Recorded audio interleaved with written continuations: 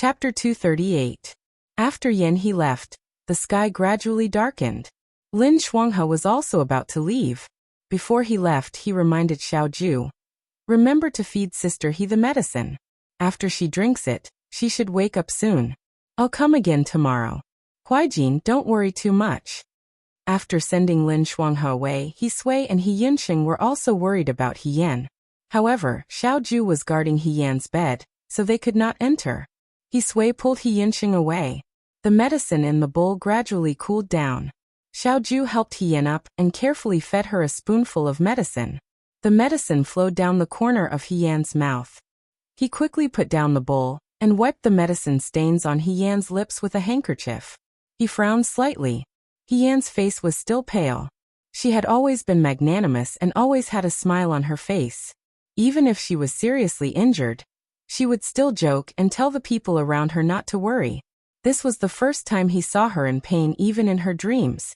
He reached out and gently stroked He Yan's hair. He turned his head and looked at the bowl of medicine on the table that was about to turn cold. He paused for a moment and finally made up his mind. He picked up the bowl of medicine again and lowered his head to drink it. The girl on the bed had her eyes tightly closed. Her eyelashes gently drooped down, showing a fragility that was not there before. The young man's gaze was fixed on the girl on the bed. His body was a little stiff. After struggling for a moment, he finally slowly bent down and lowered his head to cover her lips. The medicine was not hot anymore. It was just right. After he finished the bowl of medicine, his ears were completely red. He gently sighed in relief. He sat up straight and covered He Yan with the quilt. Xiaoju had never considered whether he was a gentleman or not. In the past he did things based on his heart. Only when he was with the girl in front of him did he have many worries. He was always afraid that she would feel conflicted. Xiaoju took the empty bowl out of the house. The moment she stepped out of the house, she saw a young man squatting under the eaves of the house across the yard. He was using a tree branch to draw on the snow. He Yinsheng. He Yinsheng's eyes lit up when he saw Xiaoju coming out. Xiaoju put the empty bowl in the kitchen. When she came back, He Yinsheng was already in front of He Yan's room. He looked at Xiaoju as if he wanted to say something. Xiaoju closed the door of He Yan's room to prevent the wind from blowing in. Then, she looked at He Yinsheng and asked, "Do you have something to say to me?" He Yinsheng swallowed his saliva. He used to idolize Xiaoju. Most likely, all the young men in Shuo City were like him. When did he change? It was probably when He Yan took the blame for killing Fan Cheng on the Chunlai River and led the soldiers away by himself. He Yinsheng suddenly realized that it was useless to just idolize others. Only when he was strong could he protect He Yan, He Sui, and the people he wanted to protect. Instead of focusing on people far away, he would rather spend more effort to improve himself. Later, He Yan came back and became Marquis Wuwen. He even brought back a fiancé. This fiancé just had to be Xiaoju. He Yinsheng actually did not have any enmity towards Xiaoju. The so-called resistance he showed came from He Yan's nervousness. He Yan almost lost his life for Fan Cheng. Who knew if Xiaoju was another Fan Cheng? No one could say for sure. But today he saw that when He Yan fainted, Xiaoju stayed by He Yan's bed. She wiped her hands and dried her medicine. She never left. He thought that Xiaoju must like his sister. Moreover, this love was deeper than he and He Sui imagined. Military Governor Xiao, the young man said nervously but firmly, "Will you always be good to He Yan?" Xiaoju looked at him in surprise. She was silent for a moment before she replied, "Yes. My sister. She is very different from other girls." He Yinsheng thought for a moment before he slowly said, "No one can stop her from doing what she wants to do. No one can force her to do what she doesn't want to do. But she is a good person. Don't hurt her." He Yinsheng said, "If you hurt her, The young man said in a low voice, "Even if I have to pay the price, I will get an explanation for her." Xiaoju looked at him. After a while, she smiled and said, "Okay." After a pause she said, "But you probably won't have the chance." He Yinsheng also smiled and said, "This is a conversation between two men. When He Yan wakes up, don't tell her." Xiaoju looked down at the snow piled up on the ground. The snow in the courtyard hadn't been swept clean in time, and was only covered with a thin layer. He asked He Yinsheng. Are you very concerned about He Yan? The young man instinctively wanted to refute, but when the words reached his mouth he sighed and said, She is my sister. She was his sister. Since they were young, she always bullied him, scolded him, took away his favorite pastries, and always complained to He Sui. But she would always stand in front of him and protect him. In this world other than He Sui, they were the closest people to each other. How could he not care? That's good. The young man said. You will always care about her in the future. Of course I will always care about her. He Yinsheng said. He couldn't help but look at the young man standing next to him. He didn't know why, but his previous worries suddenly dissipated. Xiaoju was different from Fancheng. Yan had a very long dream. In the dream, she was still young, wearing a mask. At that time, she hadn't gone to the Xianchang school to study. She was still a pitiful person who could only sneak out through the dog hole and stay in the fu. One morning, she was helping the monks carry water in from Donghuang Mountain. When she went back through the dog hole, she accidentally bumped into a servant who had woken up early to pour night incense. She was so scared that she turned around and ran. She accidentally bumped into someone. This person's skirt was very fragrant, like a flower in spring. The fragrance made people yearn for it. Her voice was also soft and carried a hint of a smile. A pair of hands pulled her up from the ground. That madam's eyebrows were somewhat similar to hers. She looked at her with a very gentle gaze. She pulled her slightly to the side, hiding her figure. After the servants left, she gently patted He Yan's hand and softly said, It's okay. Be careful. He Yan was wearing a mask, so the other party couldn't see her face. However, she thought that at that time, her face under the mask must have been dazed and filled with a desire to get close to him. The madam turned around and left. He Yan followed behind.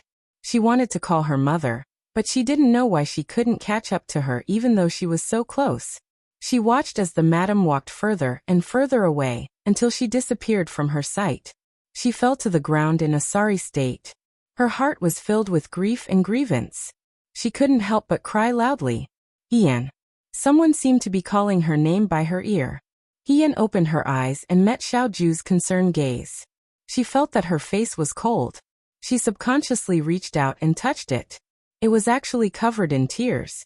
In an instant she understood everything. The events on the Heavenly Star platform replayed in her mind.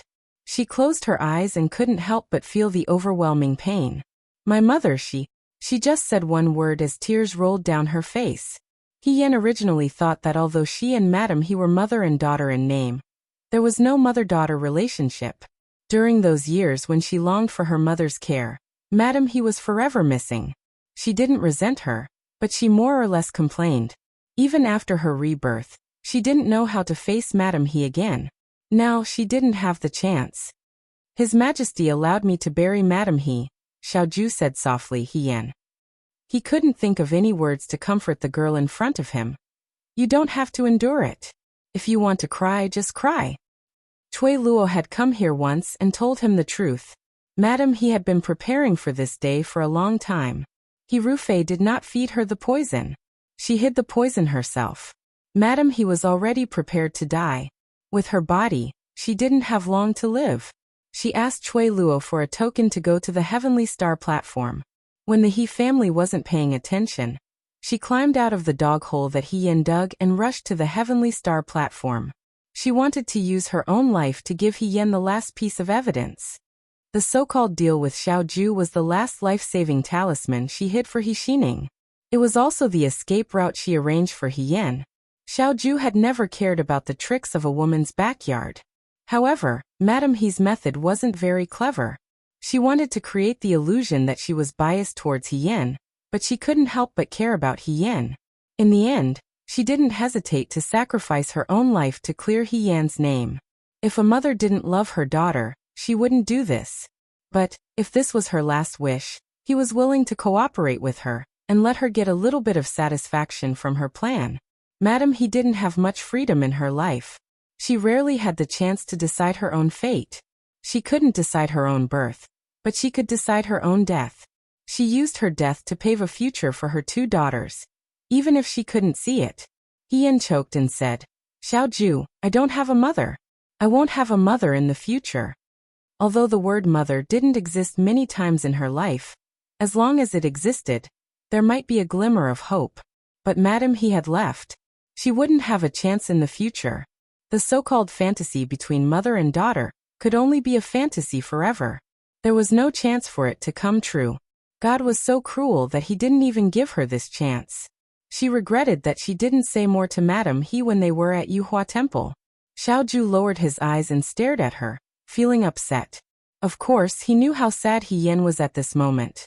He also felt the same way. If it was physical pain, he could bear it for He Yan.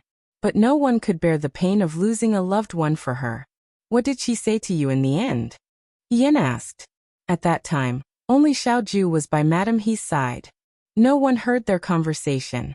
She didn't know what Madam He said before she died. Was there a sentence for her? She said. Xiaoju paused and said slowly. She was Yan Yan of Hiyu, so she couldn't take you with her. She loved you and hoped that you would live well. He Yan's sobs suddenly sounded in the room. After a long time, the room quieted down. He Yan wiped the tears on his face and said in a calm voice, Xiaoju, the emperor confiscated the He and Su families. He Xining is my sister. She has nothing to do with this matter. I will explain this matter to the emperor. Don't worry. Xiaoju was silent for a moment. Then he reached out and hugged her in his arms. He whispered, He Yan, I will always be with you. In the palace.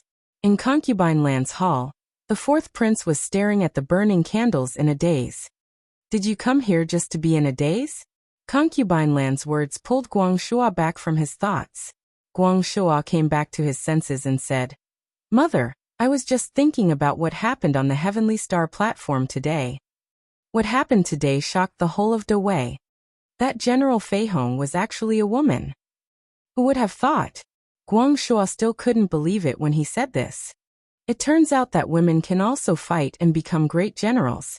Don't look down on women. Concubine Lan smiled and picked up the teacup in front of her. Her voice was light. You men fight on the battlefield and women fight in the backyard. No one is sadder than the other. Of all the women in the world, what men could do, women could do as well. It's just that there are too few people who are willing to take the lead. Guangshua, you have to remember that if you look down on women, you will suffer greatly in the future. Guangshua respectfully said, This son will remember. He paused and then sighed. But that General Fei Hong's second young miss was killed by her family in the end. The He family is too vicious and merciless. They even killed their own daughter. Concubine Lan smiled noncommittally. It's not that the time hasn't come. The time hasn't come yet. The He family has sown the seeds, and now it's time for them to reap the fruits of their own evil deeds. That's true. Guangshua heard this and nodded. He said, Right now, Imperial Father is investigating the He and Su families. The evidence is conclusive. The He family can't turn things around. This can also be considered as giving some comfort to the real General He in the underworld. Concubine Lan looked at him and smiled but didn't say anything. Mother, why are you looking at this, son? What do you think about Prime Minister Su's matter? Concubine Lan asked. Guangshua was startled. Right now, Xiao Huaijin and Prime Minister Su have completely fallen out with each other. Since Xiao Huaijin sent Prime Minister Su back to prison, he won't let go of this opportunity. I think he should have other evidence in his hands. This son also thinks so. Guangshua replied. It's just that. Just what? I'm afraid that Imperial Father won't be ruthless to Prime Minister Su. Your Imperial Father is a nostalgic person. Concubine Lan looked into the distance. When His Majesty first ascended the throne, it was Prime Minister Su who helped him secure the throne. Naturally, His Majesty has a favor for Prime Minister Su that no one else has. However, your Imperial Father is already old. Guangshua looked at the woman in front of him. An old emperor will make plans for the future. No matter how outrageous your Imperial Father is, he won't want Dawei's country to be destroyed in his hands. Whether it's for the Crown Prince or the future Crown Prince, His Majesty will definitely punish Prime Minister Su.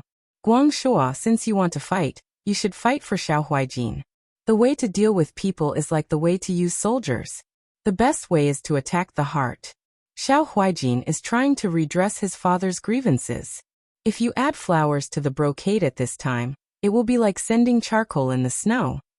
Guang Shua was silent for a while, then said, Mother, this son understands. You are as benevolent as your imperial father. Concubine Lan looked at him gently. I know you don't like politics in people's hearts, but Guang Shua, if you want to be an emperor, you must learn how to govern your subjects. This isn't a bad thing. You were born in the imperial palace, and you want to choose your own destiny, so you must do this. There's no such thing as having the best of both worlds. Look at your imperial father. He lived a carefree life, but now isn't he also tied down? Guang Shua didn't say anything. The candle's oil dripped onto the table like red tears. The hall was quiet. Only the woman's sleeves were fragrant, creating a layer of empty and cold air. Xiao Ju entered the imperial palace in the middle of the night. Emperor Wenshuan hadn't yet rested when the chamberlain called him into the imperial study. The table was filled with memorials and files, scattered haphazardly. He wasn't in the mood to look at them. He wasn't a diligent emperor. Perhaps during his first 2 years on the throne, he had tried to do this, but later on he gave up. In this world, there were emperors who worked hard to govern, and there were also emperors who were mediocre and didn't do anything. Emperor Wenshuan felt that there was nothing wrong with being a mediocre emperor his whole life. All he wanted to do was to live an ordinary life. When the time came, he would pass the throne to his son. That would be enough. He had indeed lived like this for most of his life. Sometimes, Emperor Wenshuan felt that it was quite beautiful. He wasn't like his father, who was always busy with work. He wasn't like the retired emperor and the others, who personally led the imperial army on expeditions. He had it easier than them, and he had lived longer than them. Wasn't the Dawei also doing well? As long as they were good at using people, the military would defend the country, and the civil officials would govern the imperial court. Until today, the truth that he thought was true was completely overturned. Emperor Wenshuan sat here, and suddenly realized that he really hadn't been a proper emperor all these years. He wasn't a talented emperor. If he hadn't been born into the imperial family, he would have preferred to be an idle prince, the son of an ordinary official, or even the son of a wealthy merchant. He didn't have any great ambitions, and he didn't have any talent. He only wanted to write poems, paint, and enjoy the pleasures of the world. He wouldn't be sitting in this position now, where every action of his was related to the lives of tens of millions of people. If he didn't do well, people would scold him behind his back. If he did well, people would think that he deserved it. An emperor who longed for freedom was a taboo in the imperial family. He had hidden his thoughts deep in his heart, but it turned out that everyone could see through him. Xiao Ju entered. Emperor Wenshuan looked at the young man in front of him. He still remembered the first time Xiao Zhongwu brought Xiao Ju to him. Xiao Ju was just a young man. He was so beautiful that he was even more handsome than the imperial family's children. He had a proud expression, but also a little careless. He was completely different from his gentle and polite elder brother. At that time, when Xuandi was still thinking that Xiao Zhongwu, a warrior, actually had 2 outstanding sons, which was really enviable. He didn't expect Xiao Ju to have grown so much in the blink of an eye. The young man's youthful immaturity had completely disappeared. He looked at Emperor Wenshuan calmly, respectfully, and a little coldly. He suddenly thought of Xiao Zhongwu. Emperor Wenshuan said, "Actually, you and your father do look a little alike." He had always thought that Xiao Ju looked like Madame Xiao. His eyes were bright and beautiful. But in fact, his sharpness and calmness came from his father. "Your Majesty, do you still remember my father?" Xiao Ju said calmly. Emperor Wenshuan was stunned. He thought that after a long time, his memory would be a little blurry. But when he remembered, Xiao Zhongwu's appearance was so clear. The tall man who always wore golden armor and carried a sword was different from the scholarly officials in the court. He was like the northwest wind, biting cold, wanton and magnanimous. Everyone who yearned for freedom was envious of him. Emperor Wenshuan was also envious. But in the end Xiao Zhongwu died. Xiao family almost collapsed. If the young man in front of him hadn't led 3,000 soldiers to Gua City, perhaps the Xiao family in Dawei would have been wiped out. He looked at Xiao Ju and asked, "Did you hate me back then?" "I wouldn't dare." Emperor Wenxuan chuckled. If you wouldn't dare, then you would have crossed the line. In the whole world, only this person in front of him had the guts to say that to his face. But he wasn't angry. Perhaps it was because no one had dared to speak the truth in front of him for many years. Your Majesty, Xiaoju said. I beg you to let go of the wife of Hanlin Academy scholar Su Zhiheng. Yixining. Yixining? Back then, the real General Fei Hong and second Miss He were sisters of the same mother. Xiaoju said. After the He family's second young miss was drowned in the pond, the He family married the He family's second young miss's younger sister, Yixining, to Su Zhiheng's second wife. He looked at Emperor Wenxuan and said, Madam, he is already dead. Young Mistress Su is General Fei Hong's only remaining relative in the world. Moreover, I've already asked around. Young Mistress Su knows nothing about General Fei Hong, and He Rufei's exchange of identities. Your Majesty is benevolent. For the sake of General Fei Hong, please forgive He Xining and spare her life. General Fei Hong. Emperor Wenxuan murmured. Everything that happened in the Heavenly Star platform today was because of General Fei Hong. However, he did not expect that the Fei Hong he personally conferred was actually a woman. At that time, when He Rufei took off his mask and revealed his handsome face, when Xuandi was still doubting whether the rumor that He Rufei had a birthmark on his face and his ugly appearance was false. Now, it seemed that the He family had already started a scam to deceive the world. If He second miss was still alive, Emperor Wenxuan might punish her for her crimes. After all, she had participated in deceiving the emperor. However, He second miss was dead, and she died so tragically. Death was like an extinguished lamp. No one remembered anything bad about her before she died. People would always be tolerant of a dead person, thinking that there was nothing bad about her. Forget it. Let her live. Emperor Wenxuan sighed. After all, General Fei Hong truly fought for Dawei and quelled the Western Chang Rebellion. On behalf of General Fei Hong, I thank Your Majesty for your grace. Emperor Wenxuan looked at Xiaoju and smiled. I heard that you were once classmates with General Fei Hong. It seems like you are a sentimental person. If General Fei Hong knew about this in the underworld, he would be gratified. Xiaoju did not speak. Emperor Wenxuan waved his hand. You may leave. The young man bowed and turned to leave. However, Emperor Wenxuan stopped him. The emperor's voice was filled with fatigue. I have treated Prime Minister Su well for so many years. Why would Prime Minister Su still want to rebel? The servant lowered his head and did not dare to speak. After a while the young man spoke. He will become arrogant if he is spoiled too much. Perhaps Your Majesty has treated him too well. Chapter 239. The dungeon was very damp, and there were bloodstains and stains on the floor. He Xining hugged her knees and sat in the corner, watching the black insects crawling under the hay. She couldn't help but shiver. It was too cold here, and no one paid any attention to her. She had been pampered since she was a child. So when had she ever suffered such grievances? But the jailers here didn't pay any attention to her. He Rufei and Su Zhiheng weren't locked in the same place as her, so she didn't know where they were. In the beginning, she didn't know what had happened. It wasn't until the jailers here began to chat and talk about what happened on the Heavenly Star platform that He Xining recalled what Lu had said to her before she was caught, and she slowly came to her senses. Her dead elder sister was the real General Fei Hong. For all these years, He Rufei and He Yan had been using each other's identities. After He Yan entered the capital, He Rufei falsely claimed meritorious service, and in order to get rid of future troubles, he actually drowned He Yan in the Su family's pond. No wonder every time she passed by the pond in the courtyard, she always felt cold all over. No wonder Su Zhiheng searched He Yan's former residence for He Yan's belongings. Su Zhiheng. Did he also know about this matter? Or was he also one of the executioners in this matter? He Xining felt cold all over. The one who revealed the truth was General Feng Yun, Xiao Huaijin. Previously at Yuhua Temple, when her mother saw Xiao Huaijin, she took the initiative to talk to him.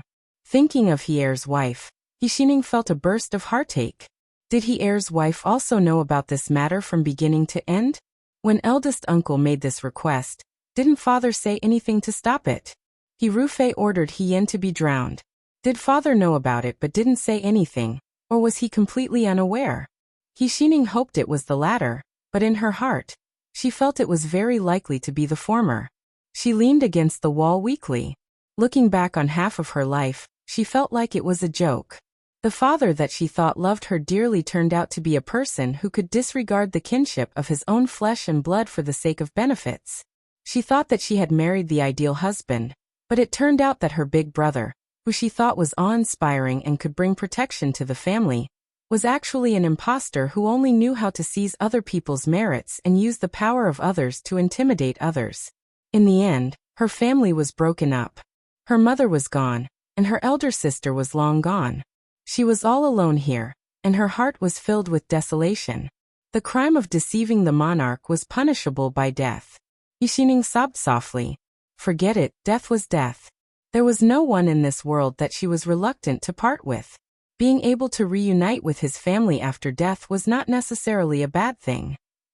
Just as he was thinking, he suddenly heard footsteps. Xining looked up and saw a prison guard following behind an unfamiliar man.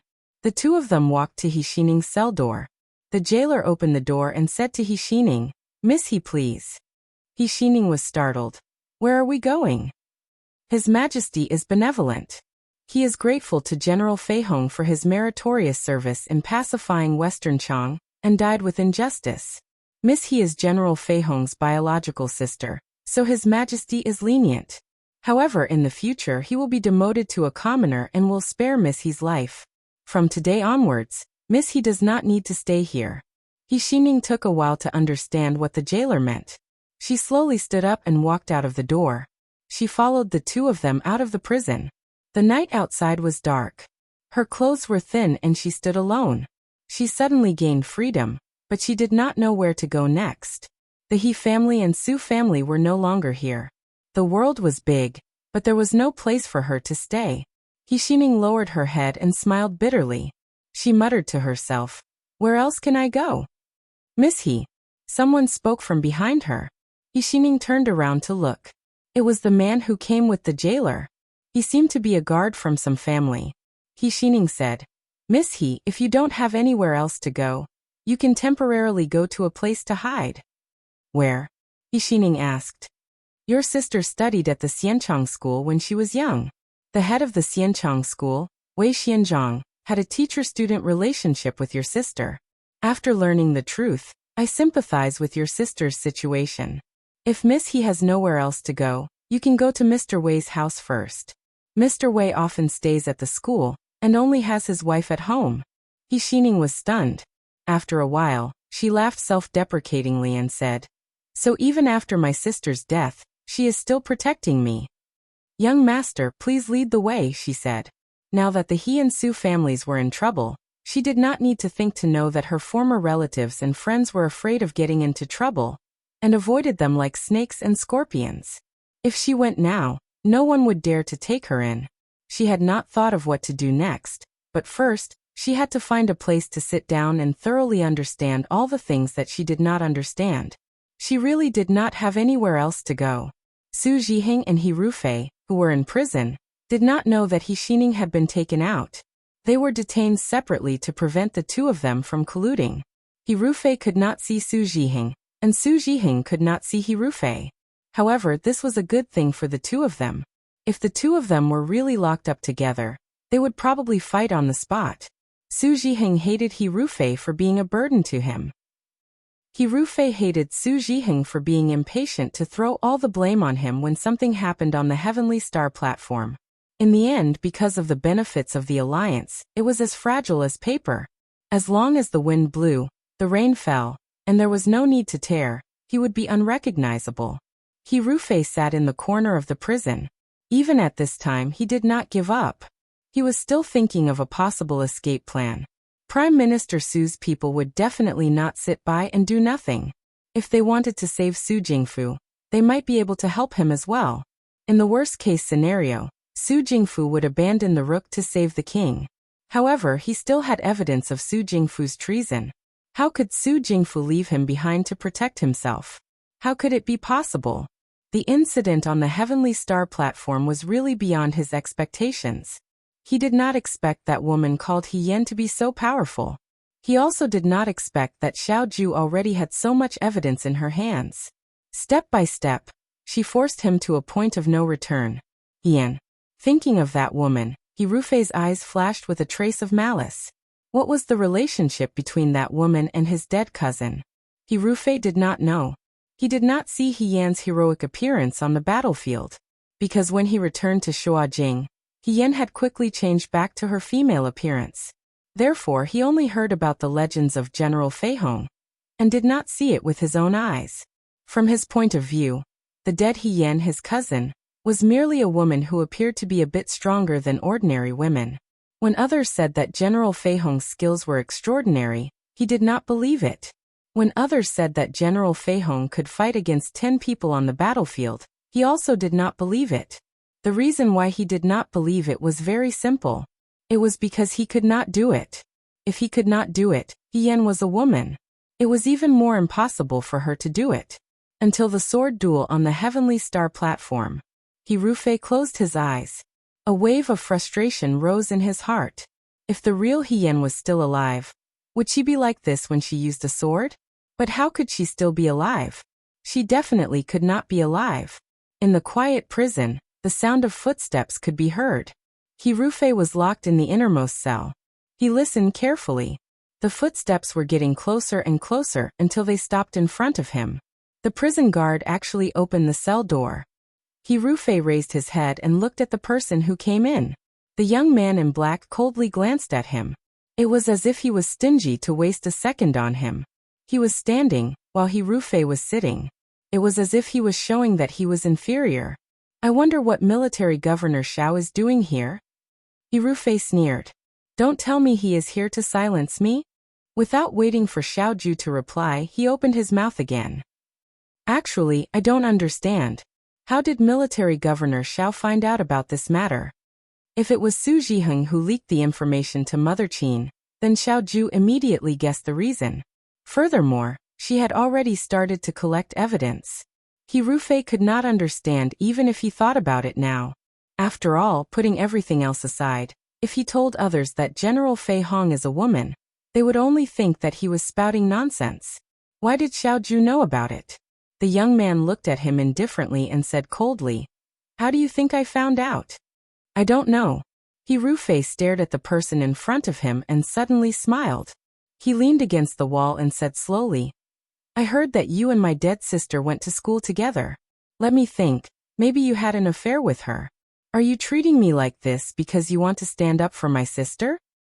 He snorted and his face became a little distorted. Is there really someone in this world who likes my rebellious sister? What's so good about her? She doesn't even seem like a woman. Before he finished speaking, he suddenly felt a pain in his chest and flew out. His back hit the stone wall, and he spat out a mouthful of blood. Xiao Ju did not hold back. Hirufei was kicked for a long time. The prison guard had already received the news and retreated outside. He turned a blind eye to the situation inside. If Su Jingfu fell, no one in the imperial court would be able to stop Xiao Ju. At this juncture, no one dared to offend the right military governor. Hirufei wiped the blood from the corner of his mouth and looked at Xiao Ju. He slowly smiled. General Fengyan, the jade-faced military governor of Dawei. He was so mighty and heroic. Just by standing here, he was enough to make people unable to look away. No one could steal his limelight. If He Yan had not changed everyone's fate that year, he might not have interacted with Xiao Ju in his life. But he did. Why are all of you so angry? Hirufei sneered. Everyone is fighting for justice for my sister, but what about me? His voice suddenly rose. What about me? What about my life? Is it not important? She should pay for her stupid decision for her entire life. Why should I? I also have things that I want to do. Do you think I want to be a general? His eyes were red. He was like a wild beast that wanted to tear everything apart. Who wants to be a general? Who wants to be a general? Hirufei had not lived in the He residence for as long as he could remember. He lived in a faraway village. He knew that his health was not good, and he also knew that he had swapped identities with his cousin. He could not go to places that were too far away and he could not leave his side. He Yuanqing and his wife would sometimes secretly come to see him, but they would always leave in a hurry. The doctor said that he would not live for more than a few years, but he did not know if it was because he was tough, but he endured year after year. When he was 16 years old, his body had completely recovered. He thought that he could leave the village and return to the He family as the eldest young master. But at that time, he received news that He Yen had gone to the battlefield, and he could not return for the time being. He Rufei was forced to continue staying in the village. He had also secretly prayed that He Yen would not die on the battlefield. It was not because of the deep sibling relationship, nor was it because he was kind-hearted. It was because He Yen was using his identity. If He Yen died on the battlefield, he, the eldest young master, would never be able to return to the He family. Fortunately, He Yen came back. In those many years, He Rufei did not have many feelings for He Yen. He did not like him, but he also did not hate him. Until the day he returned to the He family, He Yen had just returned home, and did not see him. Outside, the soldiers and horses were crowding around the young deputy general. She wore a mask and stood in the sunlight, looking magnanimous and frank. Her sword was beautiful and sharp, and her warhorse was strong and gentle. Although her face could not be seen, her eyes were as bright as the stars. He Rufei's heart suddenly had a trace of resentment. For so many years he had been living a shameful life in the village. He thought that He Yen was the same as him, but when he really saw her, he realized that she was completely different. She used her identity to live such a happy life. What right did she have? She decided the fate of others without permission, and then returned the fate that had already been arranged to his own hands. Why?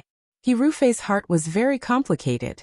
On one hand, he hated accepting the fate that He Yen had already chosen, such as being a military general. But on the other hand, when he stood in the throne room and received the emperor's reward, he would feel satisfied when the courtiers looked at him with envy and jealousy.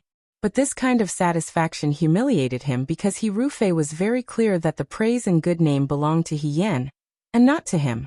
Every time he heard those people praise General Fei Hong's bravery and invincibility on the battlefield behind his back, his heart would be especially tormented. This little bit of torment would eventually give birth to anxiety. This anxiety made him feel uneasy. Even when He Yen got married, he did not solve this problem. For example, when he stole a beautiful gemstone, he was proud of himself for being able to own this gemstone. He also accepted the envious and longing gazes of others, but he was also worried that one day, someone would discover that the owner of this gemstone was not him. This evil thought grew bigger and bigger until one day he thought, if only He Yen was dead. When this thought appeared, He Rufei found that he actually calmed down. He found a way to solve this problem. Breaking the wings would only make General Fei Hong unable to fly into the sky, but Fei Hong was still Fei Hong. It would be better to pull the bird down from the sky, drown it in the water, and bury it in the ground. In the future, no one would find this bird's trace. He finally calmed down. But why? Not long after the peaceful days passed, it was impatiently interrupted by someone who could not wait. Liar! The young man's voice was calm, and his eyes were as cold as water. You really want to be General Fei Hong, but you don't dare to admit it. As if the secret in the depths of his heart was seen, He Rufei suddenly raised his head. I don't. You do. He Rufei gritted his teeth. The man's eyes were clear and indifferent, but it made him unable to hide his embarrassment. He clenched his fists and tried to stand up. Tell me, is she He Yen or not? If I say yes, the young man lowered his eyes. His silver crown drew a cold light under the dim light of the prison. What will you do? I don't believe it. He Rufei could not help but tremble. He did not know whether it was from hatred or fear. He said, I don't believe a word you say. But in fact he somewhat believed it. Those inexplicable coincidences, the familiarity with the He family's terrain, the secret in the study room, the secret of the exquisite box, and that big brother, on the Heavenly Star platform. The two of them were born at the same time on a certain night many years ago. So fate was forced, coincidental, and entangled together. Like two intertwined vines, they absorbed nutrients from each other. If he wanted to live, he had to pull out the vine beside him. The so-called twins did not bring about dependence and trust, but betrayal and enemies. He Yen lived in the light, so he had to live in the dark. If he wanted to walk in front of people openly, he had to pull out the person who was originally in the light by the roots. He did well. Hirufei smiled bitterly. At this moment, there was an inexplicable sense of relief. He did not know whether he was jealous or resentful of Hien, but at this moment, he suddenly realized that what he hated was the feeling of being a substitute. When others looked at you, they were looking at another person. When others thought of you, they were thinking of another person. How laughable, how sad. The shadow killed the master, but the shadow was still the shadow. In his life with Hien, whether he was the substitute of Hien, or Hien was his substitute, no one could say for sure. Was he Hirufei or Hien? No one could answer him. What if he and Hien did not exchange identities at the beginning? What if he was the eldest son of the He family from the beginning, and each of them chose their own path? What would it be like now? Hirufei gradually laughed, laughing louder and louder. In the end, he laughed until tears came out of his eyes. He had been pushed forward his whole life, and perhaps only at the last moment of his life could he be free. However, what he left for Hirufei was a bad reputation for deceiving the world. Xiao Huijin, he looked up at the person in front of him. I'll just treat her as Hien. Didn't you find me at all costs just to stand up for her? If you want my life, fine, take it. He opened his arms and looked like he was ready to be captured. In the end, this is just a grudge between me and her. What does it have to do with you? Xiaoju walked in front of him and looked at him quietly. Suddenly he reached out and grabbed his neck. The youth's fingers were white, but it seemed like they could crush his bones. Hirufei could not breathe. He stared at the other person and forced out a cold smile. What does it have to do with me? Xiaoju asked slowly. His dark eyes stared at Hirufei like a dark storm. He said word by word. This is the first time in my life that I, Xiaoju, tried to coax a girl that I saved. In the end, she was drowned by you. You tell me, what does it have to do with me? Hirufei struggled with all his might, but the hand tightened. His eyes rolled up and he kicked his legs. Great fear rose from his heart. He knew that he was going to die in this person's hands. But in the next moment, the hand around his neck suddenly loosened. Hirufei hugged his neck and coughed. I won't kill you. Xiaoju stood up, back facing him, and said coldly, because you don't deserve it. After that, he left Hirufei, who was still holding his throat and gasping for air. In the morning, when Hien woke up, the snow outside had stopped. Qingmei called out to Qi Wu in the courtyard. Imperial bodyguard Qi Wu, don't add more firewood. The fire is too big and the medicine won't cook well. Qi Wu silently picked up a few pieces of firewood with a pair of iron tongs. Lin Shuanghe was, after all, a man. It was not good for him to stay in the He family all the time. Moreover, the He family did not have any extra rooms for him to stay in. The medicine this morning was brewed by Qingmei herself. He Yunsheng and He Sui went out early in the morning. Qingmei fanned the fire with a fan. She, who was usually lively, was a little depressed. He Yan and Fan Cheng were also like this. After they came back, they fell seriously ill. Although He Sui also invited a doctor, and the doctor prescribed medicine, He Yan drank bowl after bowl of medicine. His body did not get better. Instead, it got worse. At that time, Qingmei thought that He Yan might not survive. However, later on he miraculously got better. She even thought that perhaps Madame's spirit was in heaven. Now He Yan fell ill again. Although the white-robed divine physician, Dr. Lin, said that there was nothing serious, Qingmei was still worried. Qi Wu saw that she was absent-minded. He thought for a moment and comforted her. Don't worry. If young Master Lin says that there is nothing wrong, then Madame, he will definitely be fine. Not only that, Qingmei sighed. When I went to change the water in the room this morning, I saw that Miss was crying in her sleep. At that time, it was also like this. If Miss wasn't hurt, how could she be like this?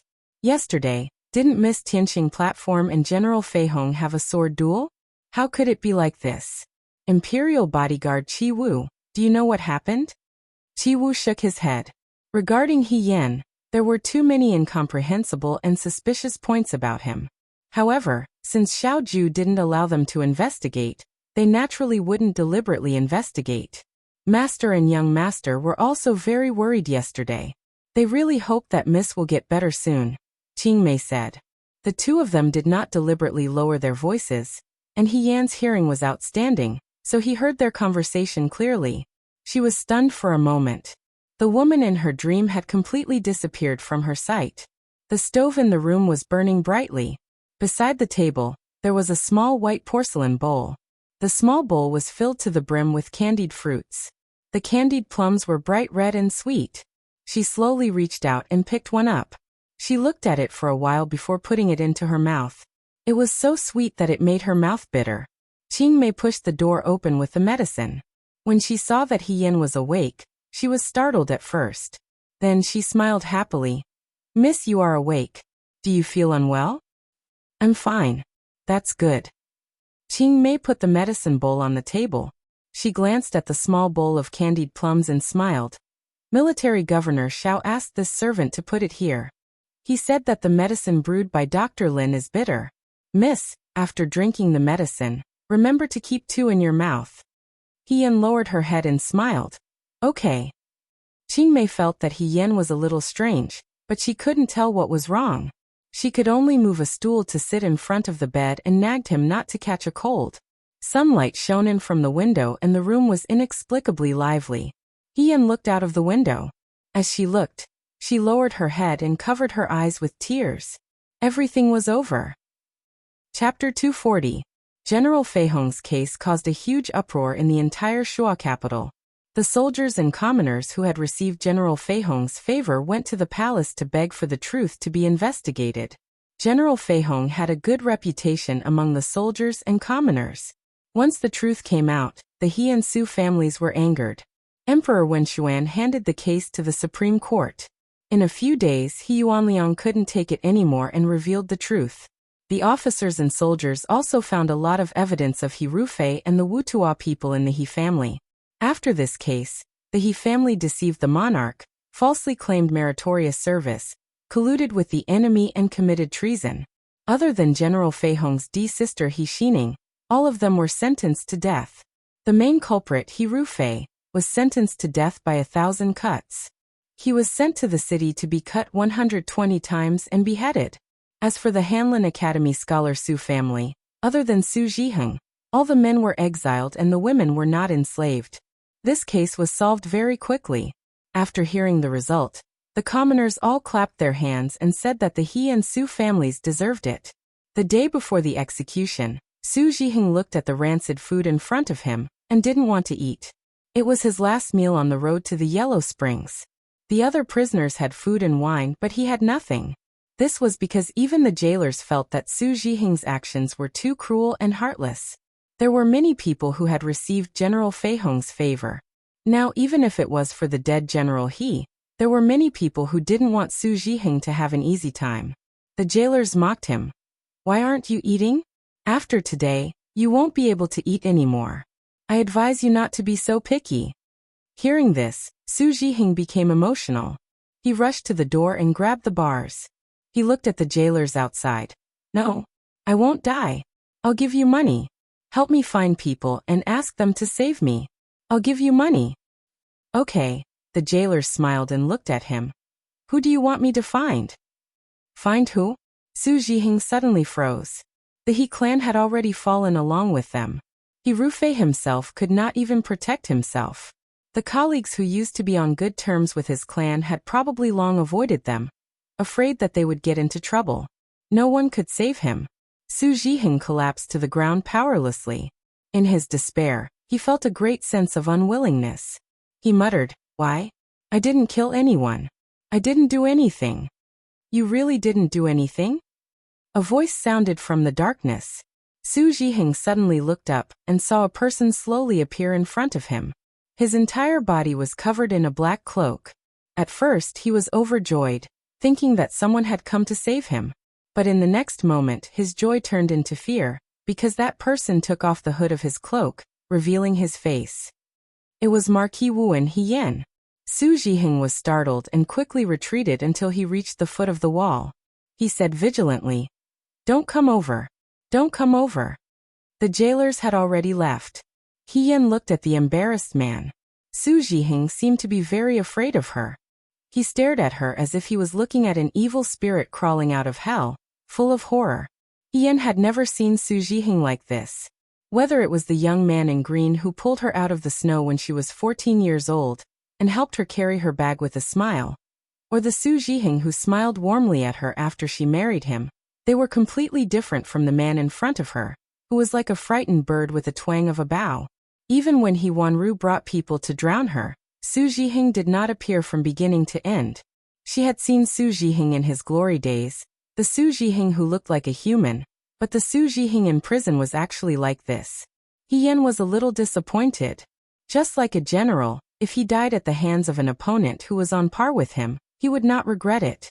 But if there was a huge gap between them, it would make people sigh. Don't be afraid. Her voice was gentle, and she even showed a little smile. I'm here because I have something to ask you. The woman's eyes were bright, and there was no hatred in her eyes. But that smile seemed to confuse Su Jiheng. He still did not move. He stared at Yan and hesitated for a long time before asking. What do you want to ask? You. Yan smiled. When did you find out that your wife Yan was General Fei Hong? Yan had never been able to understand this matter. When she married Su Jiheng, she thought that Su Jiheng knew nothing about her. In order to cover up the scars on her body, she made up a lot of excuses. She also made up a lot of excuses to show that she was different from ordinary women.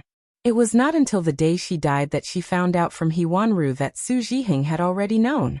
Perhaps all those years of covering up and hiding were like a joke in Su Jiheng's eyes.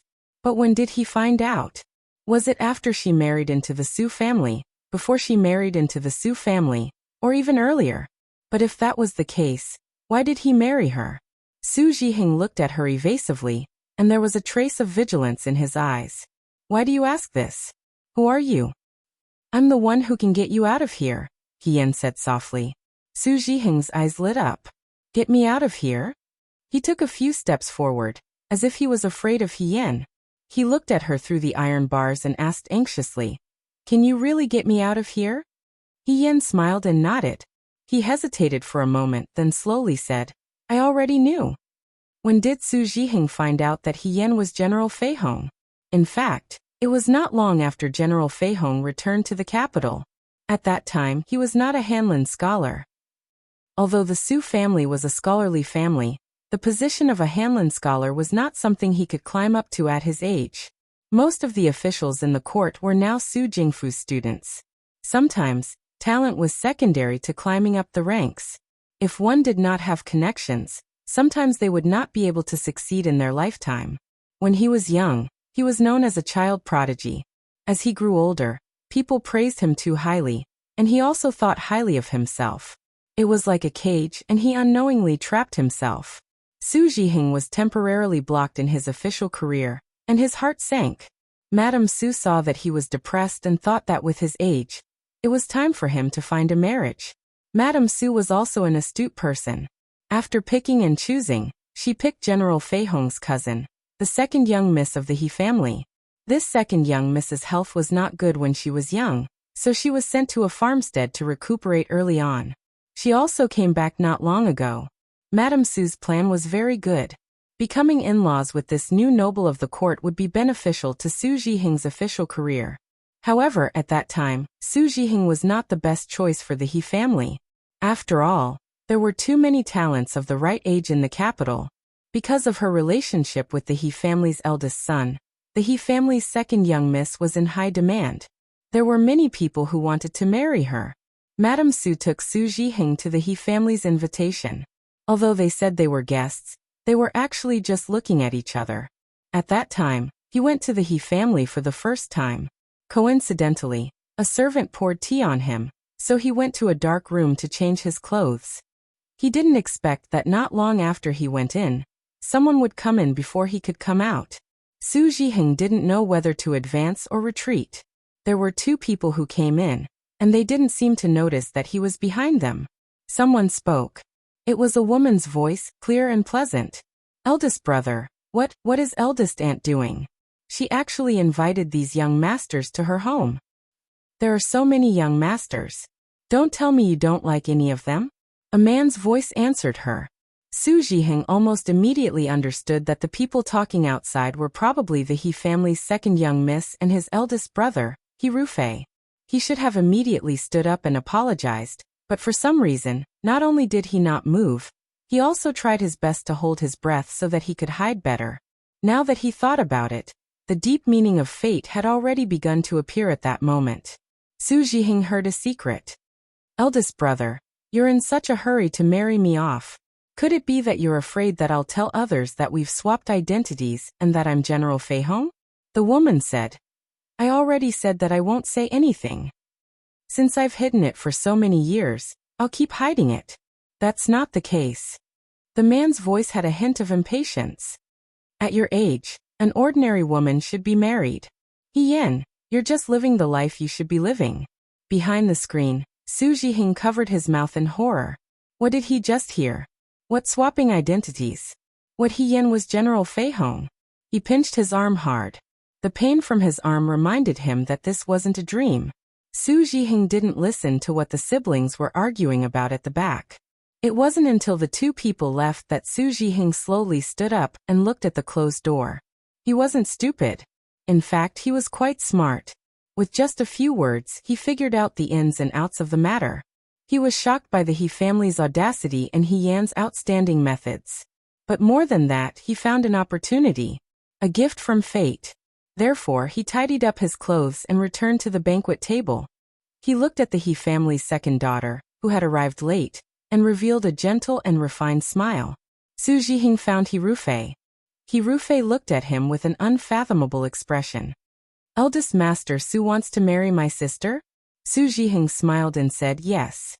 This matter needs to be discussed with the elders, He Rufei said. I can't make the decision alone. It also depends on my sister's thoughts. After saying that, he turned to leave. Su Zhiheng said neither quickly nor slowly. Your sister is a heroine. She's not inferior to any man. This one admires her very much. I hope that General He will fulfill our wish. What did you say? He Rufei suddenly looked at him. His eyes were filled with killing intent. Before I came to find General He, I wrote a letter and gave it to a friend. If there is an accident, the secret letter will be spread throughout the capital. Su Zhiheng smiled. I hope that General He will fulfill my wish. He had a card up his sleeve. He was determined to succeed. Just like that, Su Zhiheng married He Yin. Not long before he married He Yin, he became a Hanlin scholar as a dowry that General He gave to his sister. Riches and honor were found in danger. Su Zhiheng naturally understood that the more secrets one knew, the faster one would die. But he didn't think that this kind of thing would happen to him. He was a person who knew when to stop. In the end, he was a civil official, not a general. He Rufei could only help him by becoming a Hanlin scholar at most. He had to walk his own path in the future. As for marrying He Yin, marrying General He's daughter would be beneficial to him. The He family should also be relieved. After all, compared to marrying the second daughter of the He family to another family who might discover the secret, it was better to marry the second daughter of the He family. So, He Yin looked at Su Zhiheng in front of her and slowly said, From the moment you proposed to marry the second daughter of the He family, you wanted to use her? Use? Su Zhiheng shook his head. No, it's not using. Even without me, she would still marry. From the beginning to the end. The one who wanted her life wasn't me. I didn't do anything. Su Zhiheng already couldn't remember He Yan's face. Although he married He Yan at that time, he still felt a little disdain in his heart. The etiquette and rules he learned since elementary school made him look down on women like He Yan who deviated from the norm. He liked docile and charming women like He Wanru. Not He Yan. She was careless. Although she tried her best to pretend to be a lady from a noble family, she would always unconsciously reveal some unsuitable awkwardness. She didn't know how to play the zither, chess, calligraphy, and painting, so she couldn't make him proud. She also couldn't learn how to tactfully make him happy. There were even terrible scars on her skin. Sometimes, when Su Zhiheng looked at He Yan, he would think of how she used to eat and sleep with other men in the military camp. He simply couldn't stand it. Although he was willing to be a good husband, more often than not, even he himself couldn't control his disdain.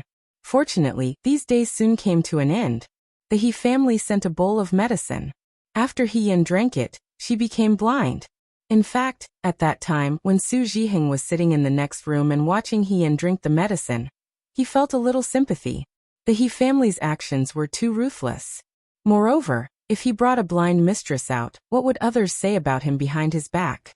Fortunately, He Yan was very obedient and didn't make much noise. Even if she was blind, she didn't cry much. Most of the time, she just sat silently in a daze. He heard that before He Yan got married, she had raised a mute dog in the courtyard. Sometimes Su Zhiheng felt that He Yan and that mute dog were actually very similar. No one cared and they lived in silence.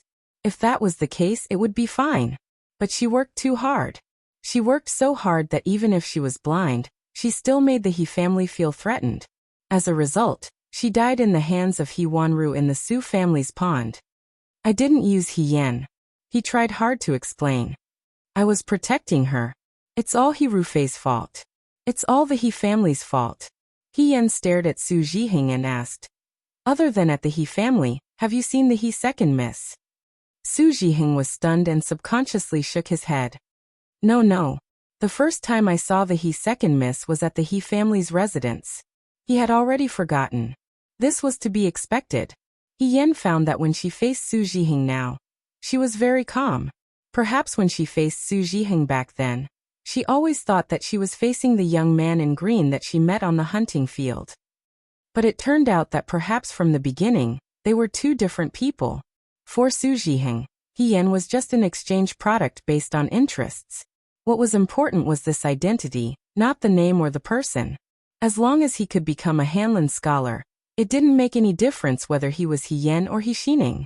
A life was nothing more than an official position. She slowly stood up. Su Zhiheng looked at her movements and finally ignored everything else.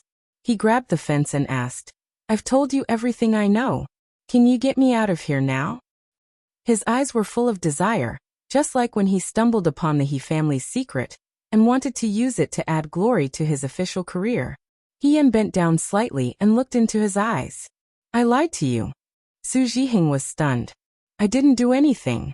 I just lied to you." Her eyes curved. "You also lied to me. This is very fair." After that, she straightened up and left. Su Zhiheng's angry shout came from afar, but He Yan pretended that she didn't hear it. She walked out step by step, as if she was leaving her past life step by step. From now on, Marquis Wu, He Yan and the He family's second miss had nothing to do with each other. The last question about her previous life was finally answered. He Yan didn't feel much at the moment.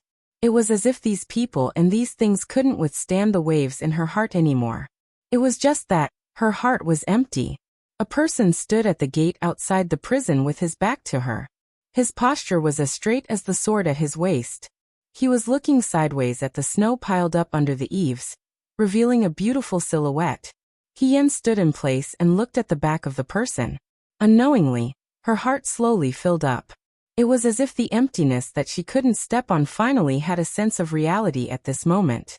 The traveler who couldn't find his way finally found a little light in his aimless search. He Yan walked over and called out softly, "Xiaoju." He turned around and glanced at He Yan. "Are you done?" He Yan nodded.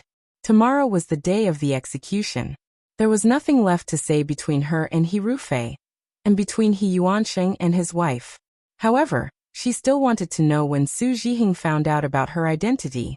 So she asked Xiaoju to bring her here to see Su Zhiheng for the last time. "Why did you talk for so long?" Xiaoju frowned. "Was it long?" He Yan asked curiously. "Why do I feel like it wasn't long? This is already very convenient." He Yan glanced and saw Xiaoju's expression. He stopped talking at the right time. After a moment of silence, she secretly tugged at Xiaoju's sleeve. "Are you angry again? What's there to talk about with that kind of person?" Xiaoju turned around and walked forward. He Yan chased after her. "There's nothing to talk about, but after thinking about it, I feel that it's too easy for him to just let it go. So I said that I'm a malicious spirit who came back for revenge and scared him half to death. Am I very powerful?" She casually made up a story. "Don't lie. I'm not lying to you. It's true. You should have seen his expression when he was scared by me just now. The girl chattered nonstop beside him. The gloominess she had when she came out just now had completely disappeared. He saw this and the corners of his mouth curled up slightly. He deliberately ignored her and let her talk nonsense. Xiaoju, it's not good to get angry so easily. You have to change it. I'm not angry. You're not angry. You're just unhappy. Xiaoju, what are you doing? She grabbed the corner of his sleeve. Nothing. Chapter 241. Although Emperor Wen Xian allowed Xiaoju to bury Madame Hier, but Madame Hier was still a sinner and couldn't be made public. On the day He Rufei and Su Zhiheng were executed, Madame Hier was buried. Madame Hier's grave was in a quiet forest on the Donghuang mountain in the capital. There were pear trees everywhere. When spring came, the pear blossoms would bloom and the birds would roost. It should be a beautiful scene. She was like all the noble ladies in the capital. She followed her father at home and followed her husband after marriage. She was trapped in the eaves of the four corners of the house and couldn't decide her own fate. Perhaps death, to her, was a kind of relief. On the stone tablet it was written, "Therefore the tomb of De Hui Yun." Madame Hier's surname was Yun.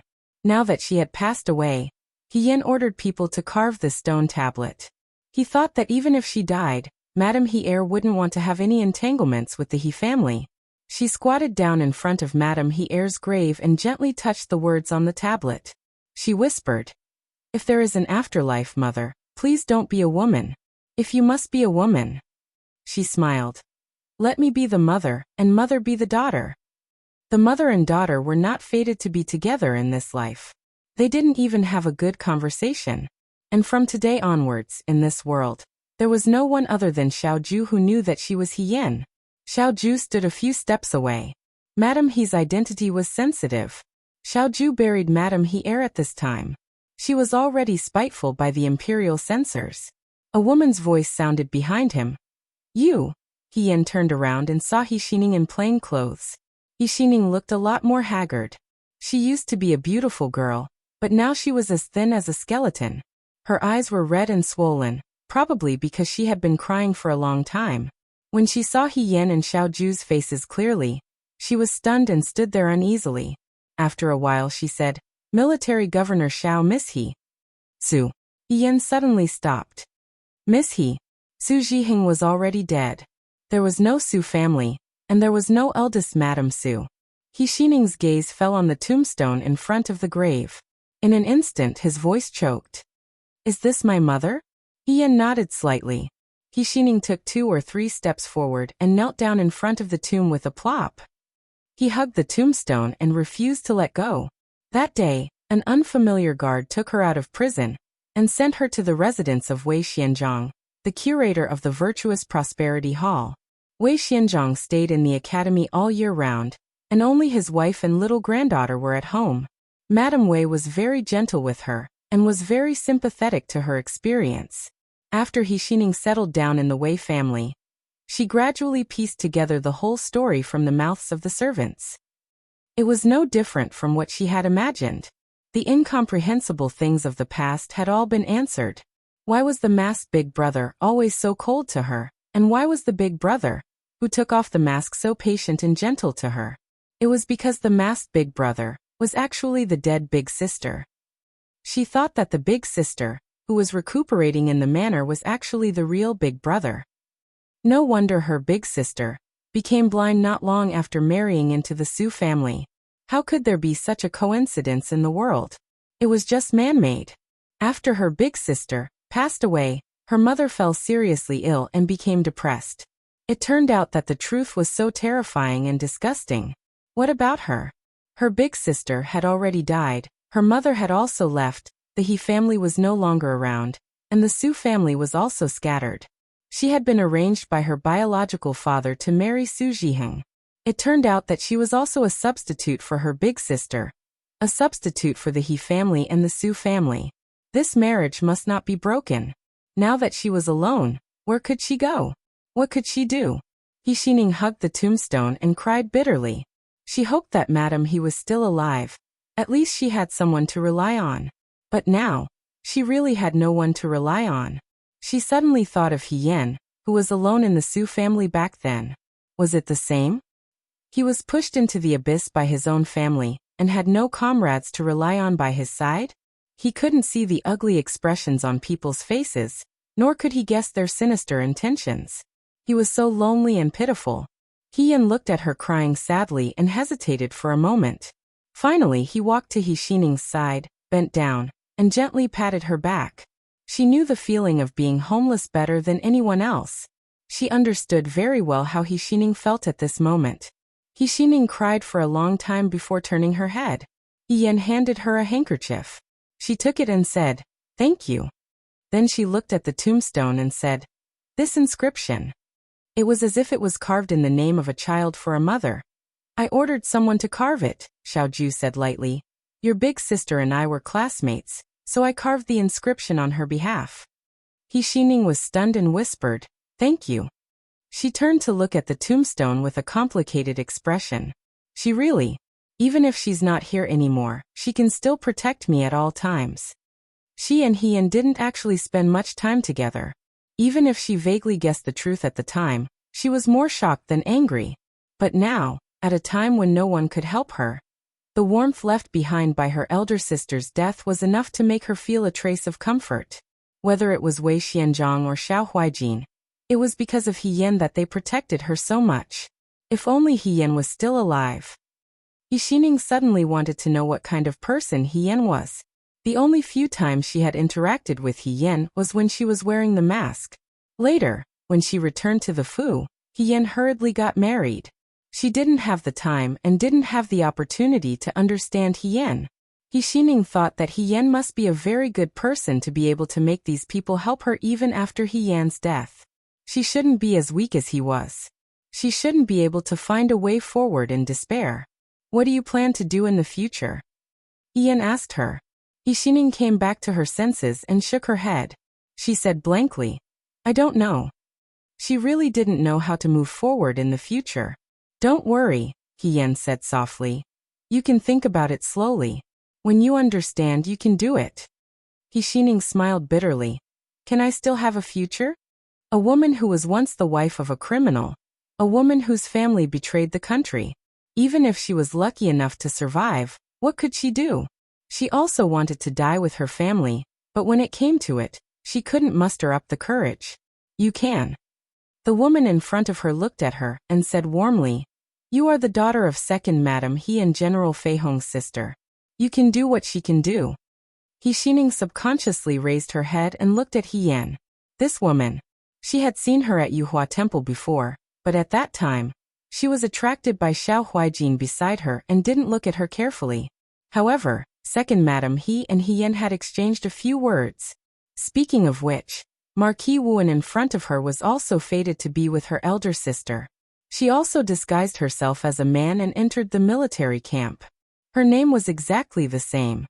Perhaps because of this, God wanted to use her to redress the injustice of her elder sister. Xining suddenly felt close to the woman in front of her, even though they had only met a few times. Yan pulled her up from the ground. "I know you are living in Teacher Wei's residence now. If you need help in the future, you can ask someone to tell me." Why are you so good to me?" Xining couldn't help but ask. Yan smiled. "My fiancé was once your elder sister's classmate. It is reasonable for me to take care of you. Moreover, I only have a younger brother and no younger sister. In the future, you can treat me as your elder sister. Although I am not as powerful as General Fei Hong," she said, "I will take care of you for her." Inexplicably, Xining felt a sense of relief in her heart. It was as if she had finally found a small boat in a lonely and helpless sea. "Thank you very much," she said. "Let's go and burn incense for Second Madam He first." Yan smiled. After burning incense for Second Madam He and burning paper money, Xiaoju and Yan sent Xining back to Wei Xuanzhang's residence. Looking at Xining's back, Yan sighed softly. "What's wrong?" Xiaoju asked her. "I just feel a little sorry for her." Yan turned around and walked home with Xiaoju. "I remember that when she was in the He family, her temperament was very innocent and lively. He Yuanliang," she refused to call him father, "always doted on her a lot. I used to be secretly jealous of her, but in the end, she was also treated as a sacrifice of the He family." He Yin grew up alone and saw the coldness and ruthlessness of the He family early on. Therefore, it was not difficult for him to accept the day the truth was revealed. However, He Xining had lived in a lie since she was young. The little girl who was pampered and raised would one day discover the ugly truth of the world. He thought that she would be especially devastated. Xiao Ju comforted her. She will come out of it. As they walked, a passerby passed by and seemed to be talking about the execution in the city today. He Yin heard someone say, when Su Jihing was pushed onto the execution platform, he was so scared that he peed his pants. Ha ha ha, it was too funny. He Rufei was even worse. 120 cuts. Just thinking about it makes me feel pain. Serves them right. Who told them to do such a disloyal and unjust thing? They are simply heartless and unscrupulous. It's just a pity for General Fei Hong. How many years has it been since the Great Wei produced such a talented general? Furthermore, she was a woman, yet she was killed by them. Your Majesty's actions can be considered as taking revenge for General Fei Hong. This is called every wrong has its perpetrator, and every debt has its debtor. It's not that they won't take revenge, it's just not time yet. He Yin listened to the discussions of the passers-by, and was momentarily stunned. She did not go to watch the execution. For her, it was enough that the guilty received their retribution. Watching the execution did not make her feel happy. Revenge was not the purpose of her life. People should learn to look forward. Only by looking forward would there be a future. Xiao Ju, He Yin said, what do you plan to do about Prime Minister Su's case? Xiao Ju's gaze paused. After a while he said, it's about time. General Fei Hong's case, from the discovery of the truth to the execution of the guilty, happened very quickly. After all, He Rufei was guilty of the most heinous crimes. It was understandable that he was punished this way. However, Prime Minister Su, who was left to be interrogated, made things a little awkward. Su Jingfu's disciples were all over the imperial court. Although they did not dare to say it directly, there were many people who ran around for him these days. Most of them used Su Jingfu's contributions to Emperor Wen Xuan's ascension to the throne. He also said that a few letters and He Rufei's confession couldn't convict Su Jingfu, and that Su Jingfu was framed. But soon, General Feng Yun Xiao Huaijin personally brought two people up from the throne room. They were the survivors of the Battle of Mingshui, a pair of brothers surnamed Luo. In front of all the civil and military officials, the Luo brothers told Emperor Wen Xuan the truth of the Battle of Mingshui. It turned out that Su Jingfu had secretly colluded with a spy in the Xiao family's army and deliberately sent the military map to the southern barbarians. The reason why Xiao Zhongwu was defeated in the Battle of Mingshui was not because of improper command. It was because Su Jingfu's people had shot arrows in the back and wiped out the entire army. When these words came out, the entire imperial court was shocked. Emperor Wen Xuan flew into a rage in front of all the officials. Everyone knew that Xiao Zhongwu was defeated in the Battle of Mingshui. The Xiao family was almost unable to recover from the setback.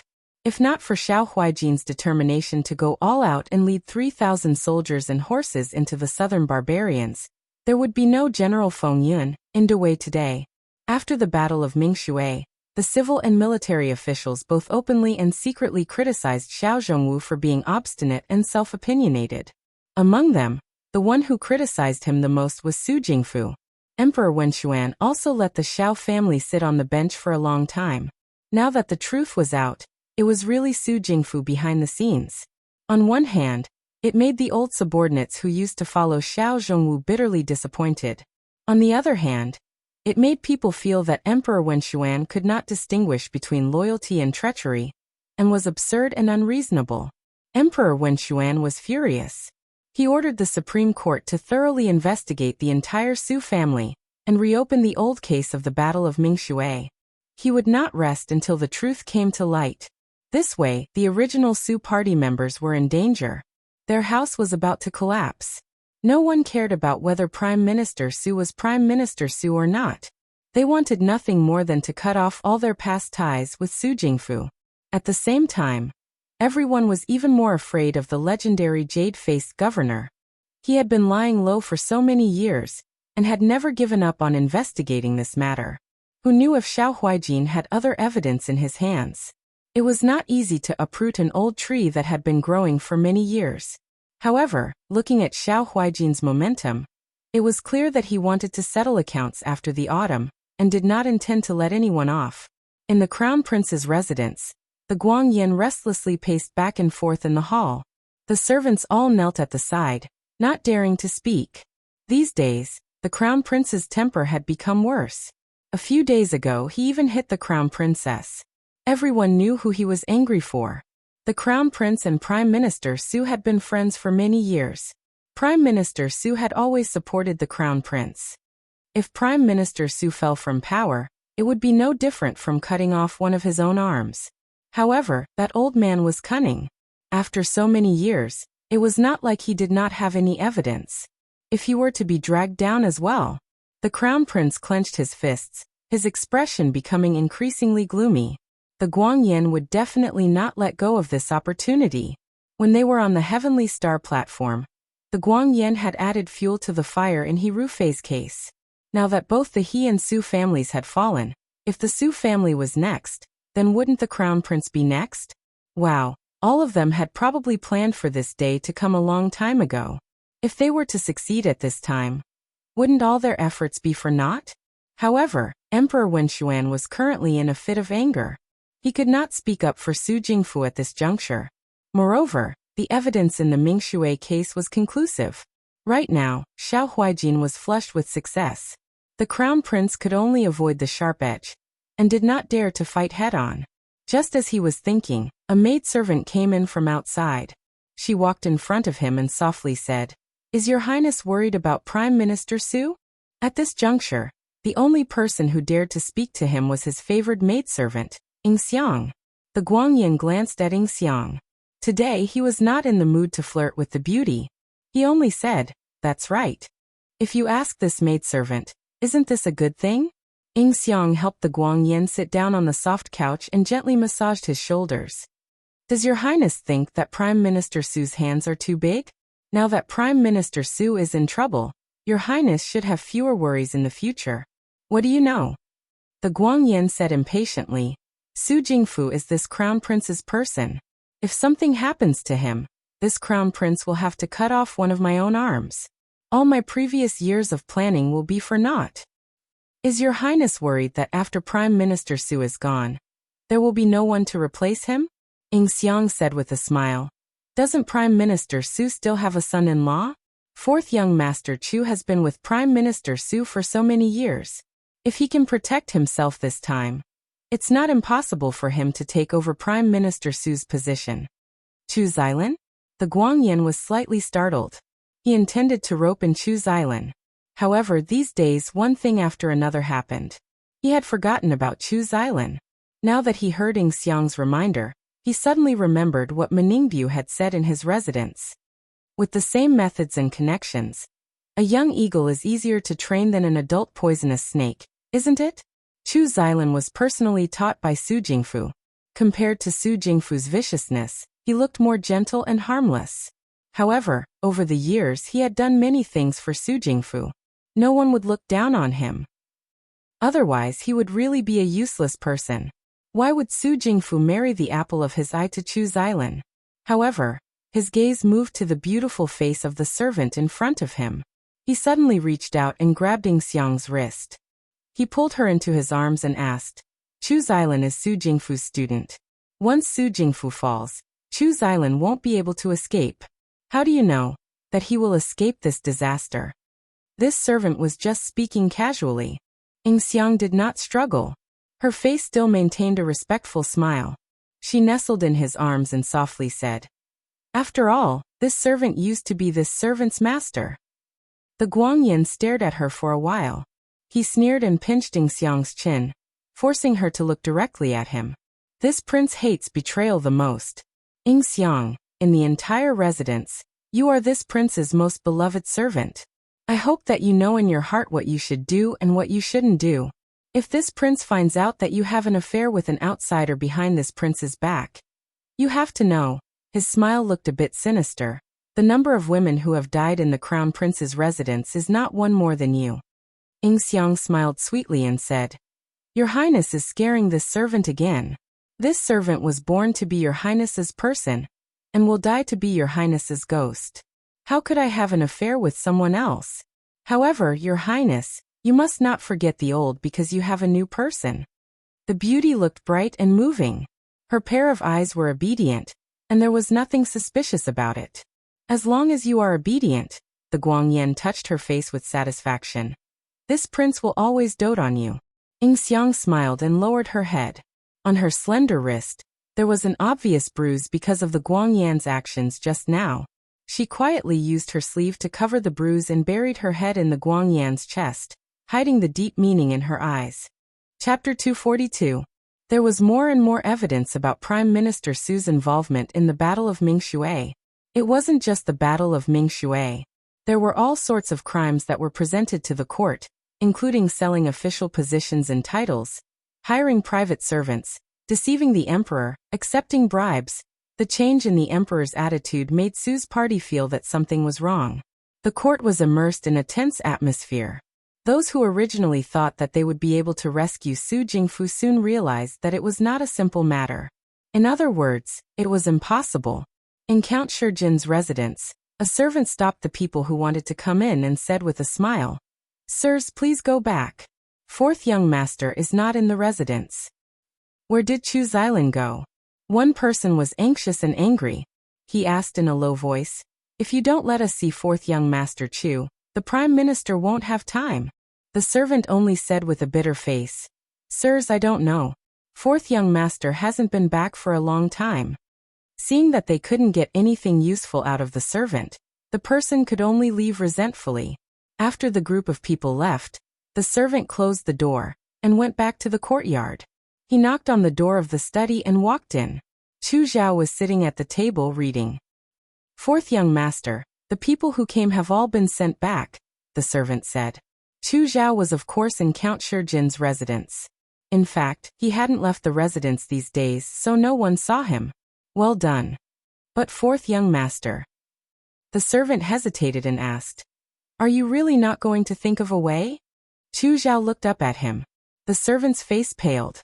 After a while he heard the person in front of him say, "You can go out." The servant left as if relieved of a heavy burden. Chu Zhao's gaze fell on the table again. The inkstone on the table was given to him by Su Jingfu. Ever since Su Jingfu was imprisoned, there were people who wanted to find him to help Su Jingfu get out. After all, Su Jingfu treated him like his own son. He was going to be Su Jingfu's son-in-law soon. It was reasonable for him to do this. Chu Zhao's gaze became distant. Chu Zhao still remembered the first time he met Su Jingfu. At that time, he was still young and was being bullied by Madame Chu and his 3 brothers. He was very good-looking, and Chu Linfeng liked to take him to social gatherings. He looked very good, but every time he came back from social gatherings, what awaited him was endless torture. Chu Linfeng couldn't see what was happening in the backyard. Even if she saw it, she would only say a few words. It was impossible for her to leave Mrs. Chu because of him. There was a winter day when Chu Linfeng had to entertain his colleagues and wanted to bring him along. This time he was a guest at Prime Minister Su's residence. Chu Linfeng had specifically instructed Madame Chu to pick out a good set of clothes for Chu Zhao so that he wouldn't embarrass the Chu family. Since he was going to be a guest at Prime Minister Su's residence, Madame Chu didn't dare to neglect him. Even though she was extremely unwilling, she still prepared gorgeous clothes for him. Chu Linfeng was quite satisfied. But Chu Zhao had a hard time walking. He didn't know if it was Madame Chu or one of his brothers who had nailed a few nails into the bottom of his boots. At first he couldn't feel it, but as he walked, the nails gradually drilled into his boots and finally drilled into the soles of his feet. But at that time, Chu Zhao had already arrived at Su's residence with Chu Linfeng. It was very rude to take off one's boots in public. Chu Linfeng was very proud and didn't give him a chance to speak at all. It was like showing off a beautiful vase or an exquisite decoration. He pulled him along and said to everyone he met, "This is my 3rd son Chu Zhao." Chu Zhao could only endure the pain and talk to Chu Linfeng with a pale face. In the end, he almost couldn't hold on anymore. Chu Linfeng drank a few more cups at the banquet and talked with his colleagues proudly. Finally, he didn't pay attention to Chu Zhao for the time being. Chu Zhao wanted to find a secluded corner to take off his boots and pull out the nails. But he didn't know the way in the huge Su residence. As he walked around, he bumped into someone. An old scribe in a long gown looked down at him. Chu Zhao froze. He recognized at a glance that this was the main character of today's banquet, Prime Minister Su Jingfu, whom Chu Linfeng wanted to curry favor with. But he was always by Chu Linfeng's side, and Chu Linfeng didn't even talk to Su Jingfu. It seemed that he didn't know him.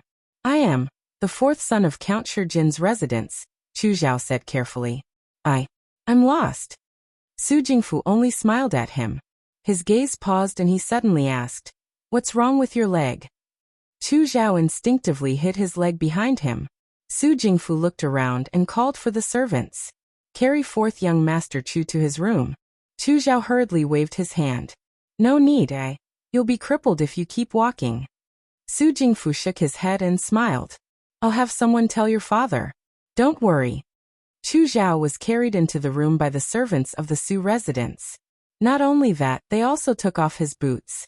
The moment the boots were taken off, everyone present sucked in a breath of cold air.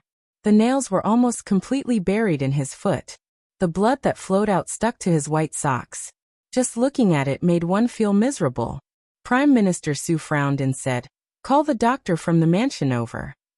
There was a physician in the Su residence who was skilled in medicine. After being called over, he removed the nail from Chu Zhao's foot and said, "Young master, you're too good at enduring."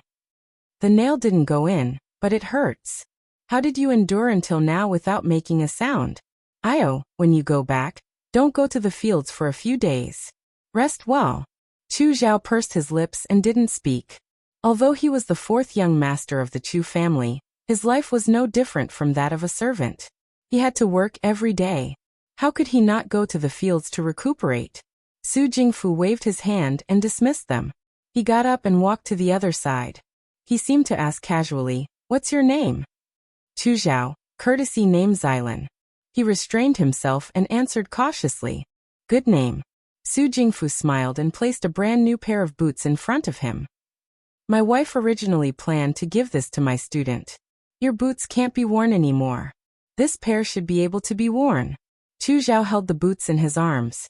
Perhaps it was because the stove in front of him was very hot. The cloth boots were warmed. He said, "Thank you, Lord Su." Su Jingfu looked at him. The clothes that Madame Chu gave him were indeed gorgeous and exquisite. However, in the cold winter, the thin brocade clothes didn't have any cotton wool. It looked good, but it wasn't practical. He had walked outside. His face was pale from the cold, and his hands and feet were cold. "You have 3 older brothers in your family?" Su Jingfu asked with a smile. Chu Zhao's body stiffened slightly. "Yes." Su Jingfu looked at him thoughtfully. "I've never seen your father bring them out." Chu Linfeng cared a lot about his reputation. He always thought that he was the most handsome man in Dawei. His 3 sons were born as ordinary as their mother. He was afraid that others would laugh at him behind his back. Therefore, he only brought Chu Zhao to socialize with his colleagues. Chu Zhao lowered his head and didn't speak. Su Jingfu asked, "Have you ever studied?" "I've read a little," he answered softly. "Oh." Su Jingfu was slightly surprised. He probably thought that it was unbelievable that Madame Chu would let an outsider like Chu Linfeng study. Chu Zhao thought for a moment and said softly, "I've learned a little from my mother. Later, when I returned home, I secretly hid some books in my room." Su Jingfu had always been fond of talents. He looked at the exceptionally beautiful child in front of him and smiled.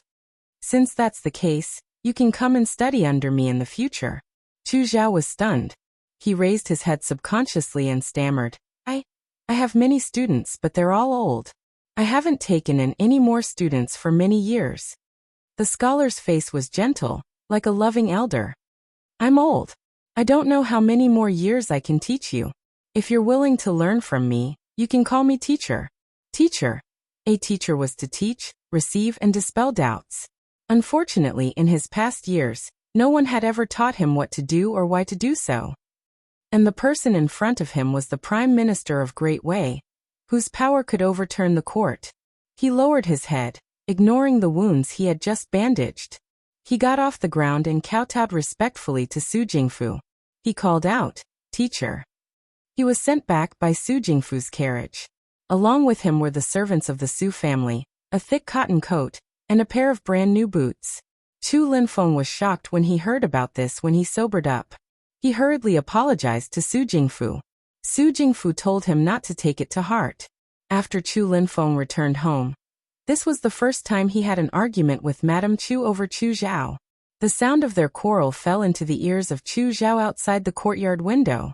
"That's Prime Minister Su. Xylan will be his student in the future. Don't you understand what Prime Minister Su is doing? Don't bully Xylan in the future." "Who bullied him?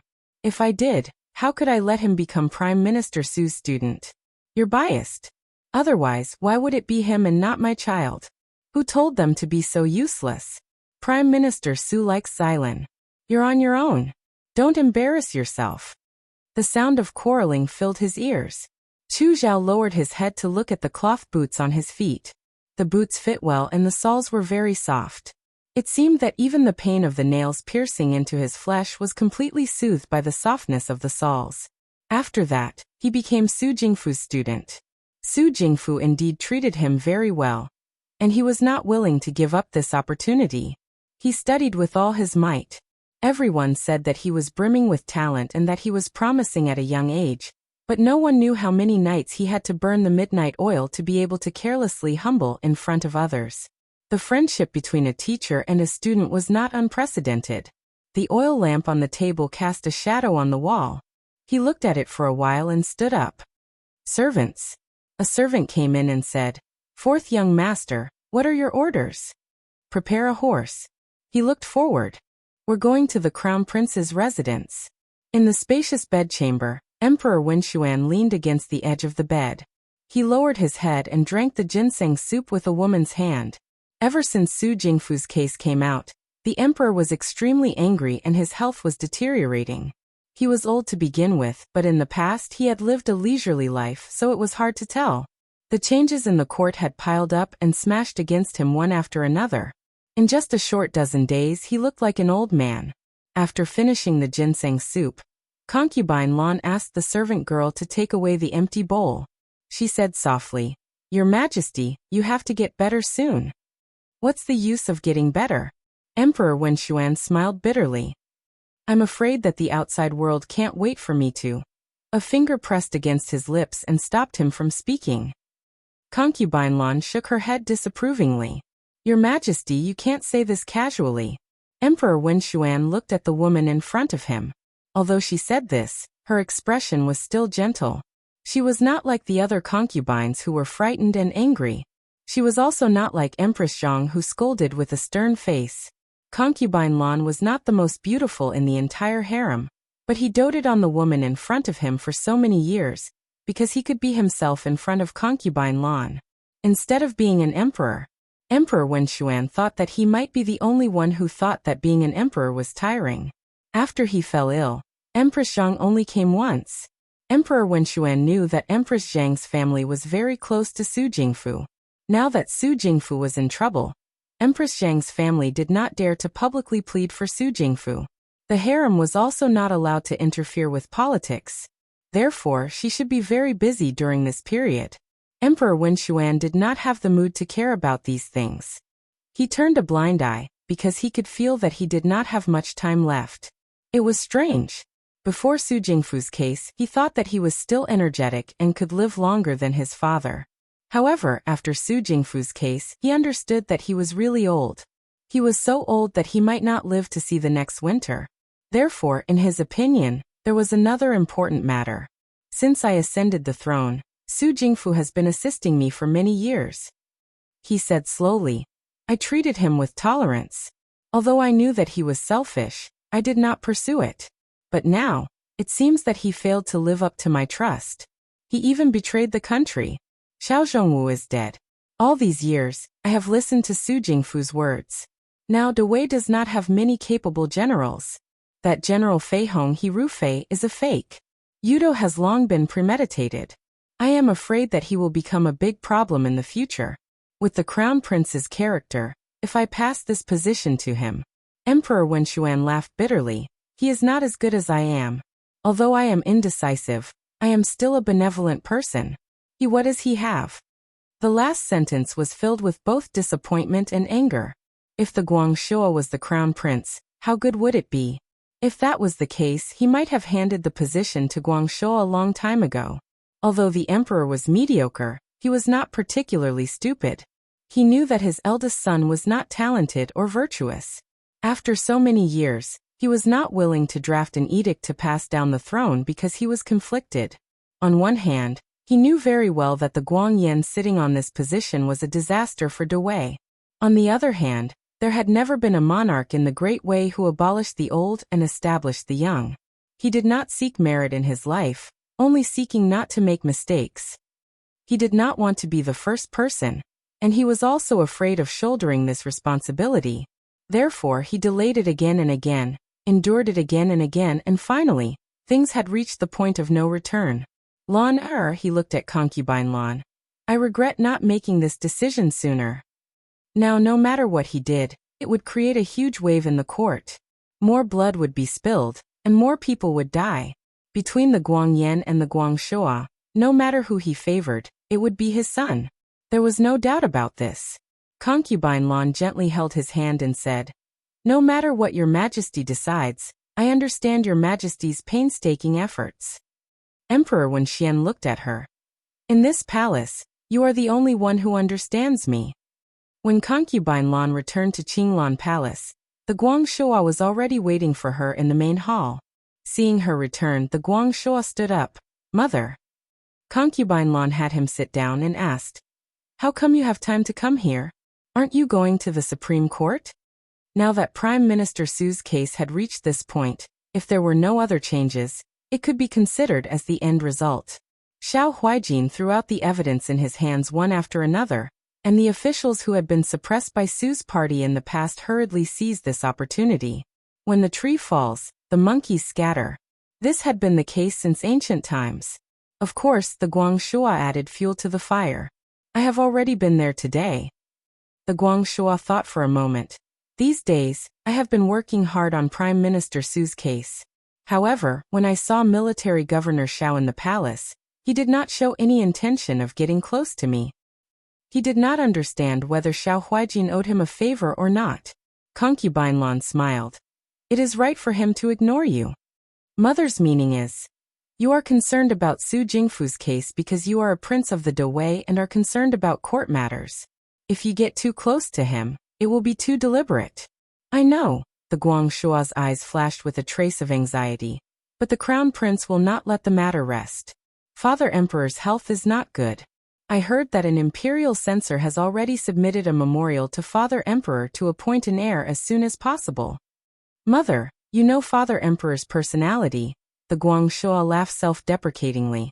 If there is nothing else, he will definitely appoint the crown prince as heir.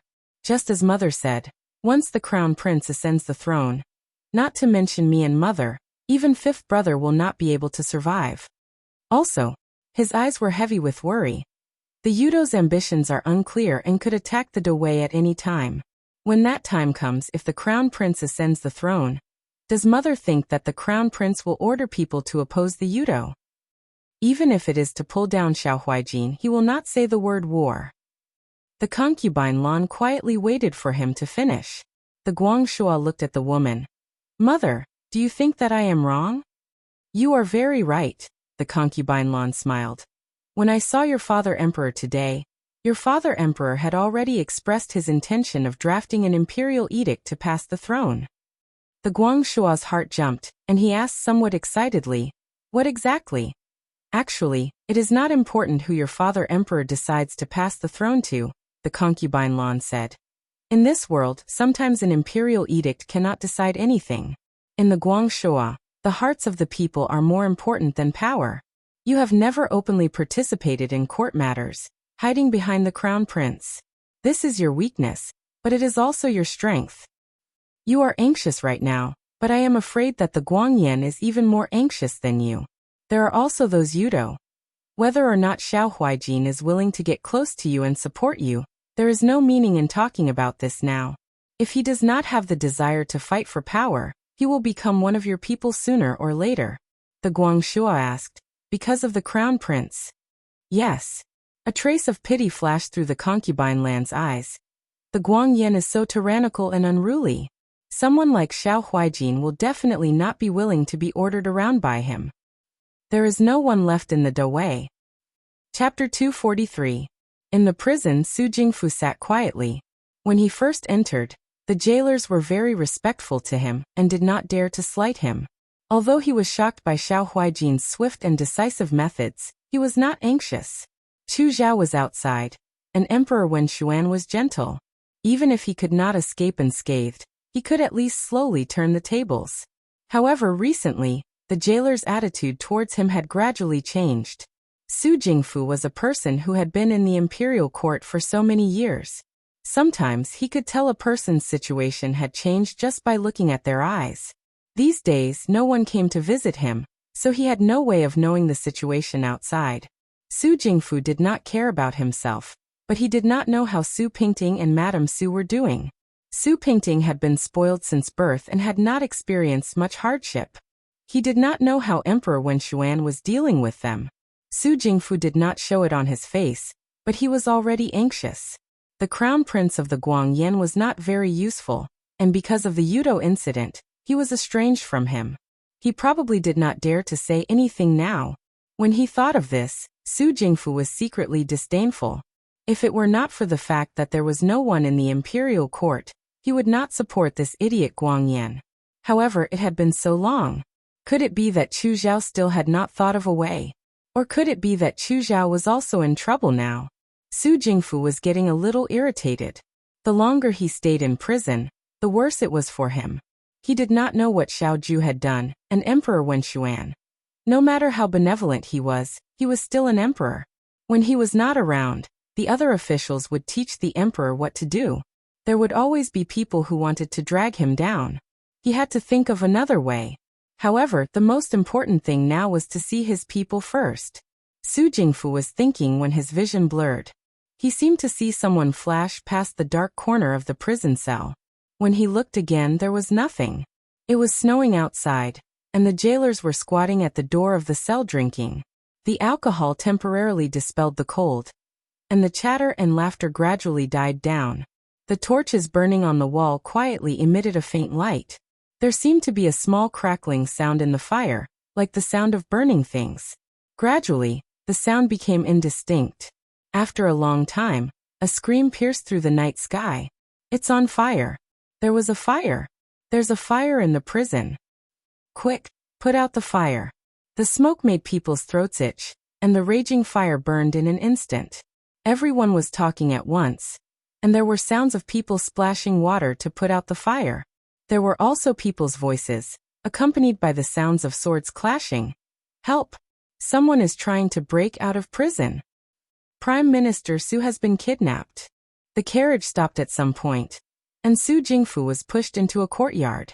It looked like a farm in the wilderness, and there were no other houses around. As soon as he entered, Su Jingfu coughed. He was old and couldn't withstand such torment. Half of his beard was burned off by the fire, and his clothes were blackened by the fire. He looked particularly miserable. There was no one else in the room. There was tea and food on the table, and it looked quite exquisite. He didn't touch it. At any time, it was always good to be cautious. When he came, he had already asked the people around him who had rescued him from prison, but no one answered his question. Su Jingfu was also uneasy. After sitting for a while, there was a sound by the door, and someone came in. Su Jingfu looked up. The person who came in was wearing a light green robe, and was as gentle as an orchid. When he saw him, he called softly, "Teacher." "Xylan?" Su Jingfu was happy at first, but then he frowned. "What's going on?" Chu Xylan closed the door. "Teacher, you don't know, but Xiao Huijin has found the witness for the Mingshui case." Su Jingfu's heart skipped a beat, but he wasn't too surprised. His people had been looking for the whereabouts of the Luo brothers. They clearly had clues, but they suddenly disappeared from the face of the earth. At that time, Su Jingfu had already begun to suspect that Xiao Ju was behind it. However, Xiao Ju did things secretly, and he hadn't been able to find any evidence against him. Now that he was in prison because of Hirufei, Xiao Huijin would definitely not let go of this opportunity. Xiao Ju had never forgotten about the Mingshui case. Sooner or later, it would be brought out for a retrial. Just the witness is not enough to convict him. Chu Xilan sighed. There are many courtiers who add insult to injury. Su Jingfu could only sneer. After being in this position for so many years, he certainly knew that sometimes victory or defeat could be decided in an instant. In the past, when he suppressed the old subordinates left behind by Xiao Zhongwu, he took advantage of the Mingshui case. Every dog has its day.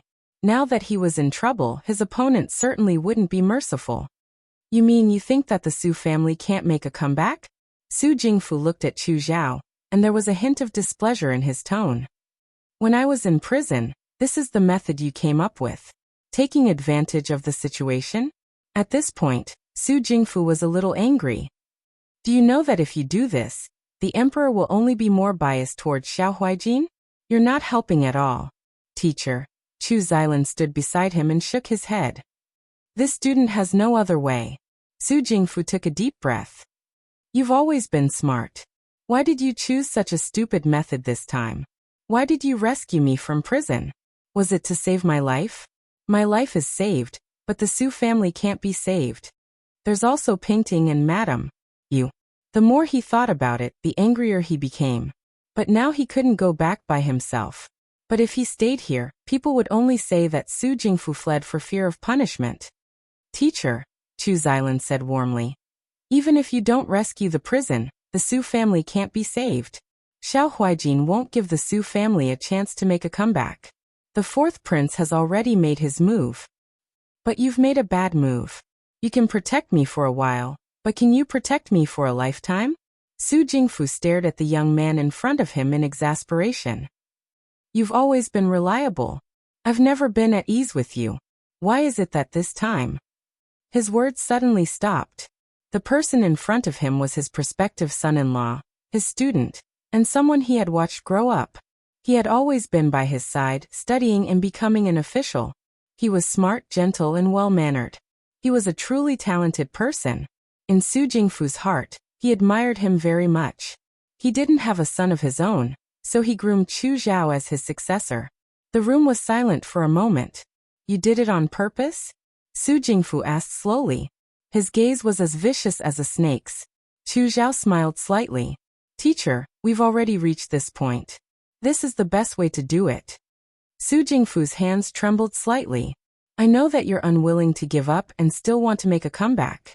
But you're in prison and don't know that the situation outside has already changed. Chu Zhao's voice was still gentle. He continued unhurriedly.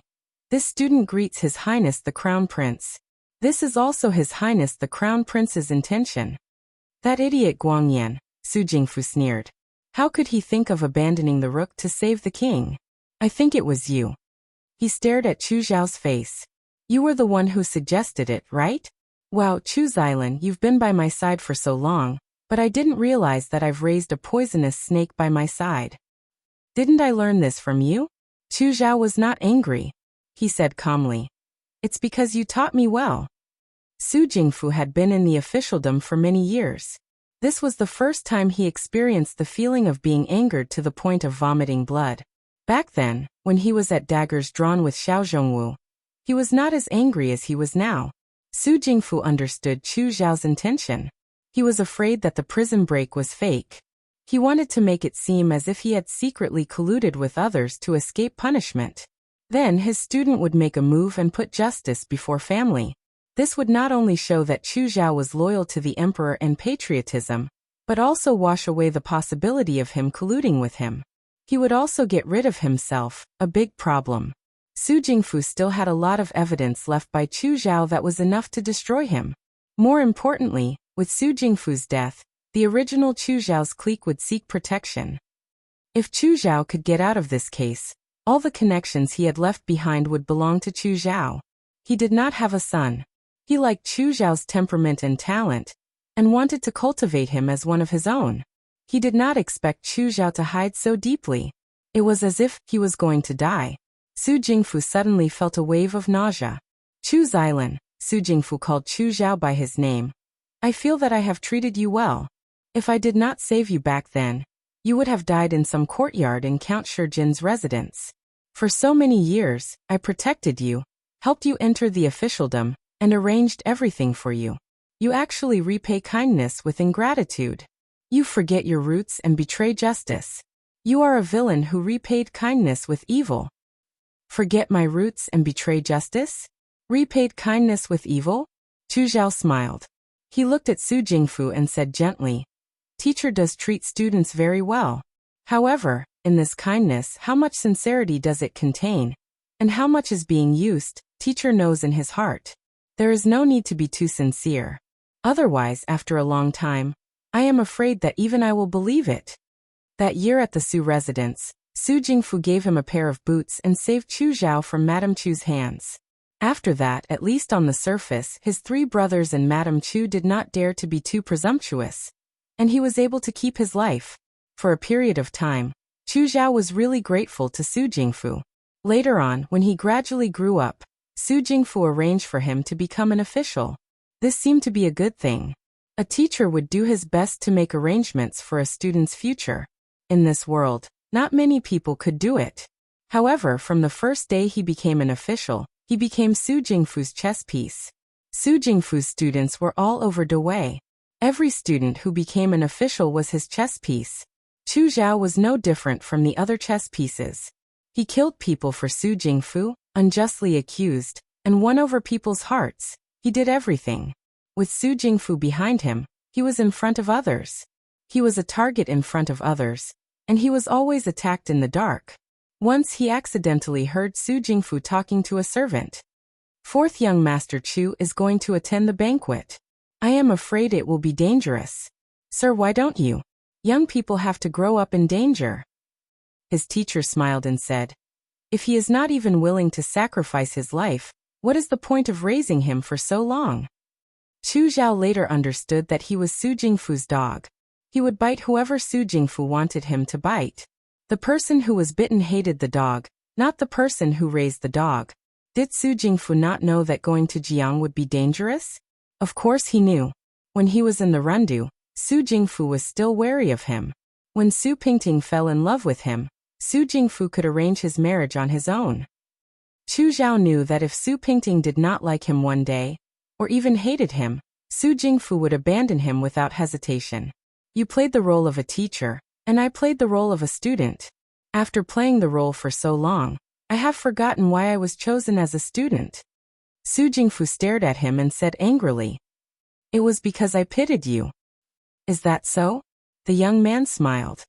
Didn't you take me in because you saw that I had nothing and was easy to control? He was a pitiful person who was bullied at home by his official mother and brother. He did not know when he would lose his life. He had nothing and had nothing to rely on. Once he received a favor, he would repay it 100-fold. Once he had the chance, he would do everything he could to climb up. He was too suitable to be a chess piece. He was too suitable to be used by others because he had no other choice. That kind and gentle teacher was just a facade he put on. His calculations and plans were hidden in those soft boots, and he was just waiting for time to slowly pass. Nails would slowly emerge from the boots, and unknowingly, they would stab people until they bled. But at that time, did he not plan? He knew that he was going to attend the banquet at Prime Minister Su's residence. He knew that the clothes Madame Chu made for him were as thin as paper, but he still wore those clothes. Chu Linfeng brought him to attend the banquet. Did he really not find any time to change out of the boots or at least pull out the nails? The Su residence was so big. Why did he have to meet Su Jingfu? He was a child who grew up in a brothel. He had seen women use all kinds of tricks to win the favor of men. It was an instinct of all strong people to pity the weak.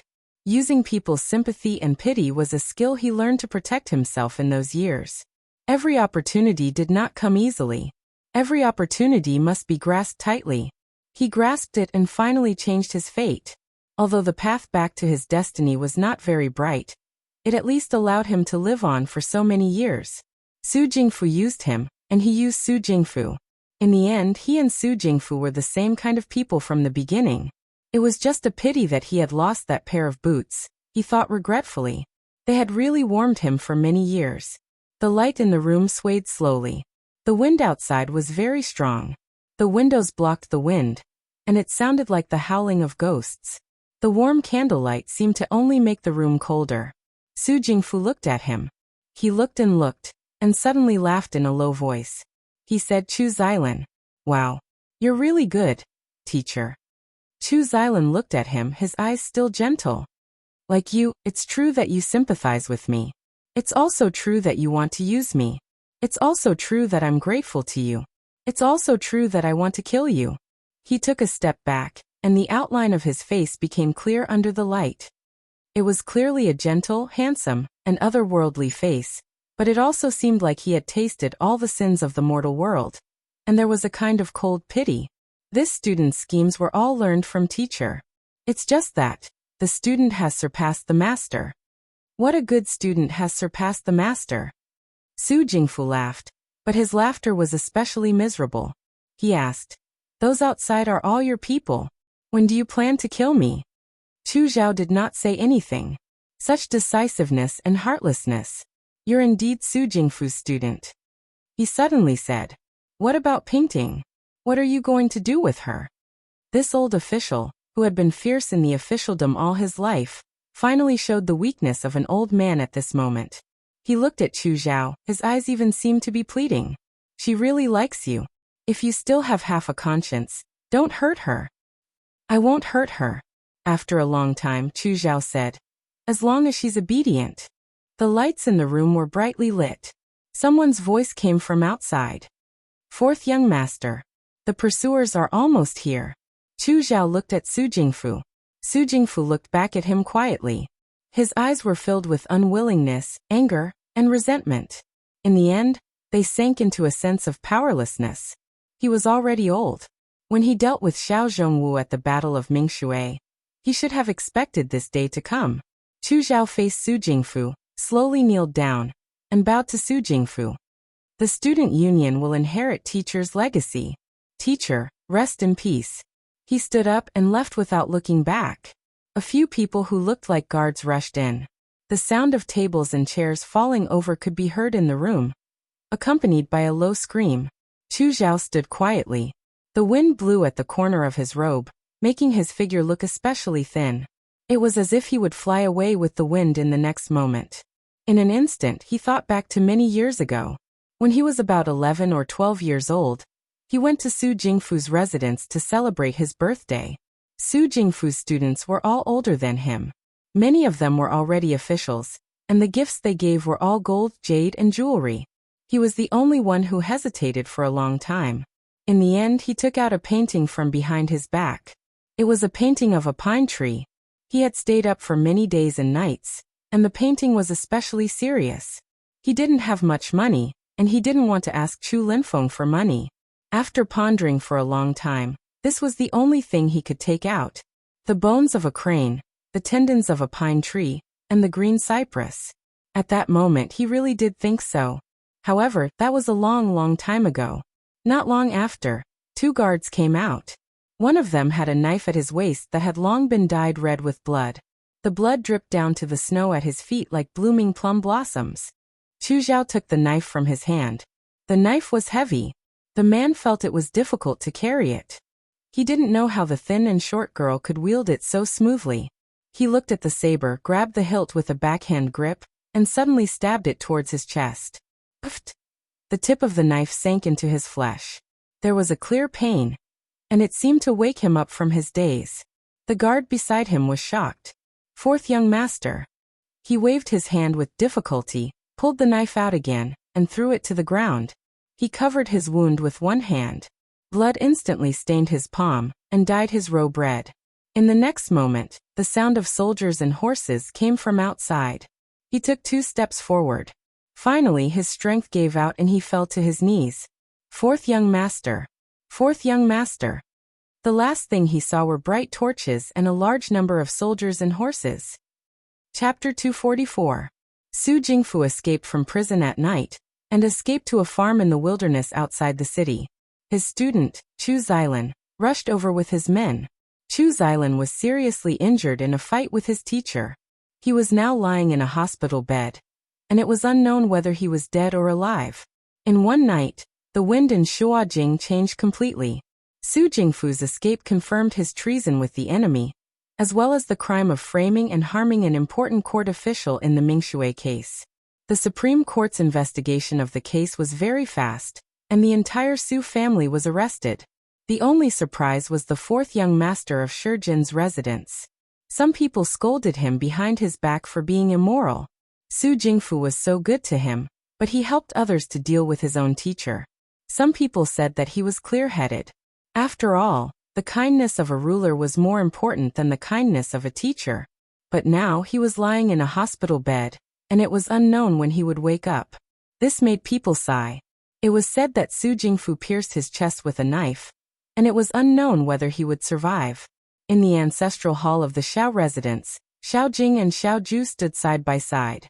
Xiao Ju rarely came with Xiao Jing to offer incense. Most of the time he came alone. Bai Rongwei was not feeling well 2 nights ago.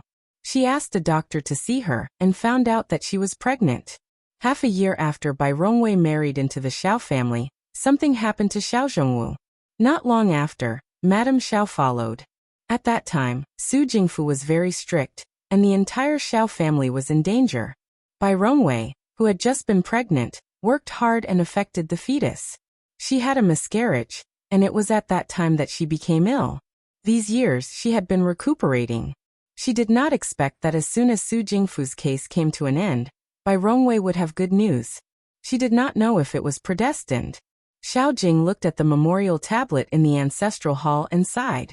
It's been almost 7 years. I can finally put down one of my worries. Over the years, no one had deliberately mentioned it, but neither Xiao Ju nor Xiao Jing had forgotten about the Battle of Mingshui. It's been hard on you all these years. Xiao Jing smiled apologetically at Xiao Ju. The burden of the Xiao family is all on you. Everything in Shuajing is managed by Big Brother, Xiao Ju said blandly. How can you say that I'm the only one working hard? You're just stubborn. Xiao Jing shook his head and chuckled. Although I'm your big brother, I don't think I've ever done anything for you. You've never lived for yourself. His gaze fell on the light smoke rising from the Niao Niao. Now you can finally rest for a while. Regardless of whether he was thrown into the mountains when he was young, or later entered the Xianchang dojo, or finally took over the Nanfu army, they all lived for the sake of small family. Sometimes, Xiao Jing felt that he didn't understand what his little brother wanted. Perhaps it was because no one had ever asked him what he wanted. When he thought of asking, Xiao Ju had already grown up, and was used to suppressing everything in the bottom of his heart. As the big brother, no matter how hard he tried, it seemed that he couldn't enter Xiao Ju's heart. Fortunately, if there was another person who could enter it, it wouldn't be bad. After the Su family's case, it's time to think about your matter. Xiao Jing said. My matter? Don't forget about your marriage. Now this matter is a big matter for the Xiao family. Your sister-in-law is pregnant, so I'll ask her to put this matter aside for the time being and let me handle it. Xiao Ju was slightly surprised. No need, I'll do it myself. Su Jingfu's remnants are still arrogant. I'm afraid you don't have the time to deal with it yourself. Xiao Jing smiled. Don't worry, I have experience in this matter. I won't make a mistake. When your sister-in-law and I got married, I personally took care of it myself. It looked good in the end. At that time, Madame Xiao didn't want Xiao Jing to marry a concubine's daughter, who didn't match his status. She couldn't persuade her son, so she left in a fit of anger. Xiao Jing personally took care of the wedding, from the wedding gifts to the wedding cakes. When he said this, Xiao Ju remembered that year when Xiao Jing stood nervously and carefully in the silk shop and personally picked out the cloth for the wedding dress. He couldn't help but lower his head and smile. Xiao Jing saw him smile and smiled as well. He said with some emotion, When I married your sister-in-law, I was still wondering when I would see you get married. I didn't know what the girl you would marry in the future would be like. Now that I think about it, he paused. Miss, he is really good. After a moment of silence, Xiao Ju said softly, I also think that she is very good. Huaijin, Xiao Jing stood side by side with him. You have to cherish her. In the Chu Zhao, who had been in a coma for 7 days, finally woke up. The first thing he did when he woke up was to drag his sick body into the palace and see the emperor, ignoring the wounds on his body that hadn't healed yet. At first, everyone thought that he was putting righteousness before family, and wanted to cut off the Chu family's path. This time, he entered the palace to drop the last piece of Tu into the well. They didn't think that his purpose in entering the palace was to announce that he and Su Pingting were engaged. According to the time, Su Pingting should have been married into the Chu Fu. Since she was already married, she wasn't considered a member of the Su family. He begged Emperor Wen Xuan to spare Su Pingting's life on account of Su Jingfu's past contributions. Loyal, righteous, and able to distinguish between right and wrong. This kind of young person was very popular with the people in power. Moreover, Chu Zhao's body hadn't recovered yet. His face was pale and stubborn. This reminded Emperor Wen Xuan of Xiao Huaijin many years ago. His heart softened and he agreed to Chu Zhao's request. However, Su Jingfu had committed a heinous crime. Although Su Pingting could be spared the death penalty, she couldn't escape punishment. From then on, she was reduced to the daughter of a guilty official. Of course, she couldn't be the young madam of Shi Jin's household. At most, she could be a concubine. When Su Pingting was brought to the Chu family, she couldn't stop crying. In just a few days, the Su family had fallen. Her parents were dead. All the people she used to be close to were avoiding her. And now, the only person she could rely on was Chu Zhao. Brother Xilan. When Su Pingting saw Chu Zhao, she grabbed his arm and cried, "Why did you only come to save me now? What happened? Why are they doing this to me?" The high and mighty young lady fell from the clouds into the mud overnight. Other than panic, she refused to believe that everything in front of her was real. Pingting. The man in front of her still looked at her gently. "You will live here from now on." "What does this mean? I can't go back to my own home?" Su Pingting asked anxiously. "They've wronged my father. Brother Xilan, you must have a way. You must have a way, right?" Chu Xilan just looked at her quietly. Su Pingting's hand gradually loosened from Chu Zhao's arm. She took 2 steps back and the panic in her eyes faded a little. She seemed to have remembered something. She asked, "Brother Xilan, on the way here, I heard that they said that you put righteousness before family. When my father brought people to escape, you stopped them. This can't be true. They're lying, right?" Chu Zhao sighed. "It's true." Su Pingting's expression froze. After a while, she cried out, "Then did you kill my father? Why did you do this? My father was so good to you. He was your teacher." The beautiful girl's face was full of tears. She was always arrogant. She would either laugh without restraint or throw a tantrum. It was rare for her to be so weak and embarrassed. It was also at this moment that she did not look like Prime Minister Su's daughter, but like any other ordinary girl. Chu Zhao walked to her side, took out a handkerchief and wiped the tears on her face. If he did this in the past, Su Pingting would have been very happy. However, when she looked at the person in front of her now, his eyes were still the same as before. His expression was gentle and patient, but for some reason, it made her feel a faint chill down her spine. "I promised the teacher that I would take good care of you." He slowly took back the handkerchief. His tone was still the same as before, but it also seemed to be different. "I will definitely do it. Pingting, don't be stubborn.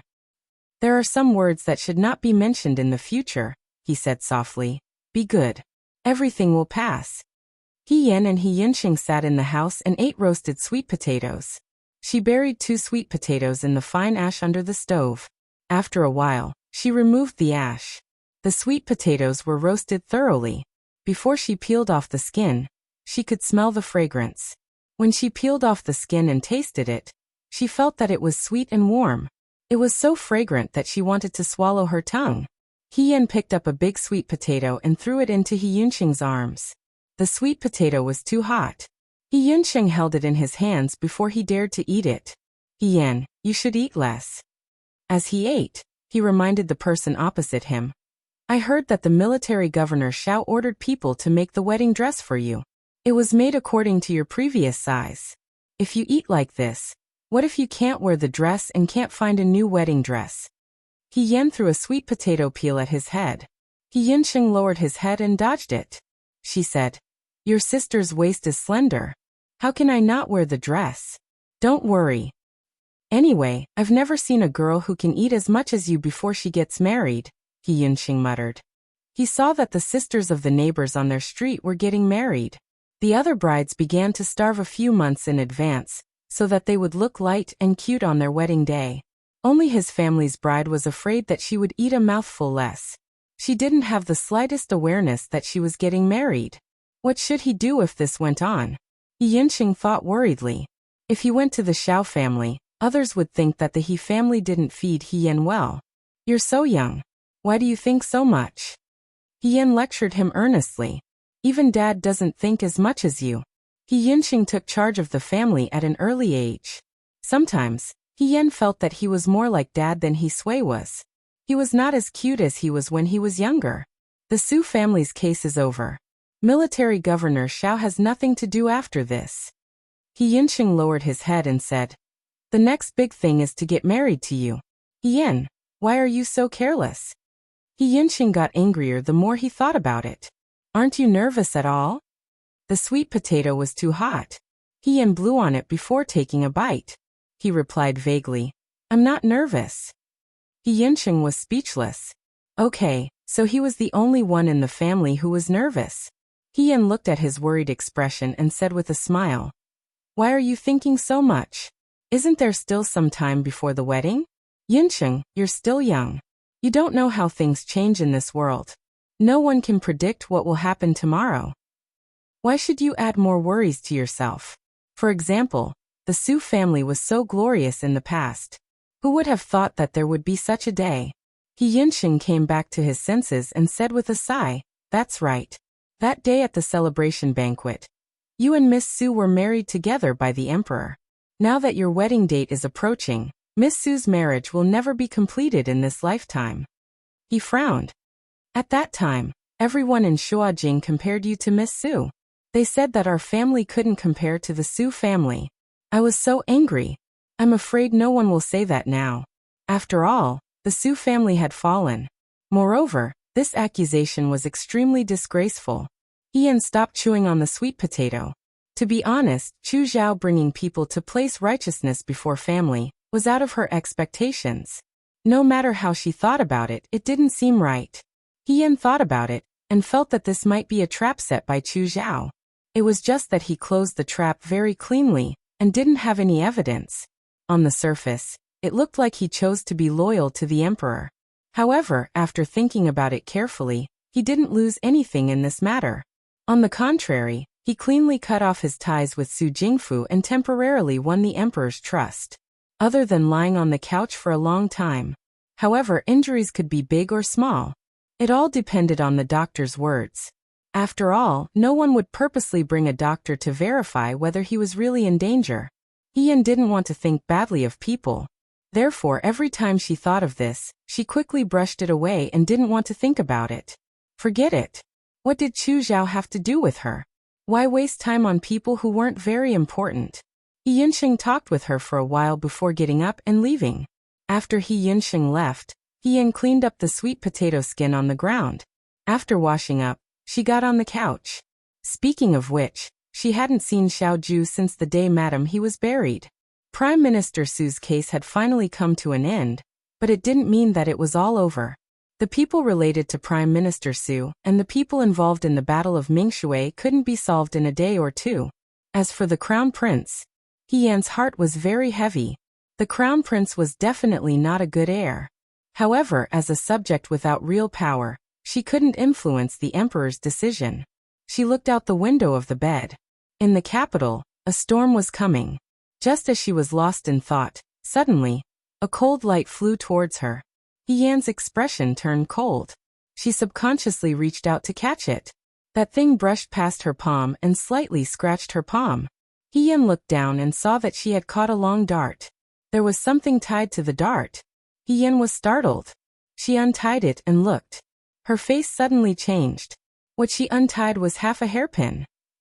The hairpin was in the shape of a magnolia flower. He Yan was no stranger to it.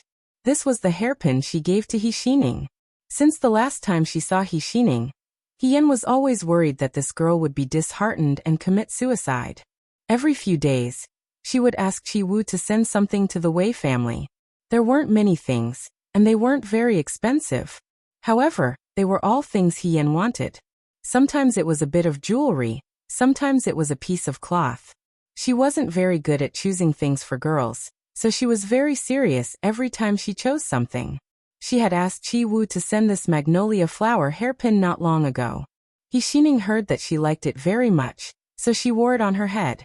Why is it here? There was a note wrapped around the hairpin. Hien opened it and saw a place written on it. It looked like a restaurant or tea house. Did someone kidnap He Xining to threaten her? But this restaurant or tea house was in the downtown area. Recently there was no curfew.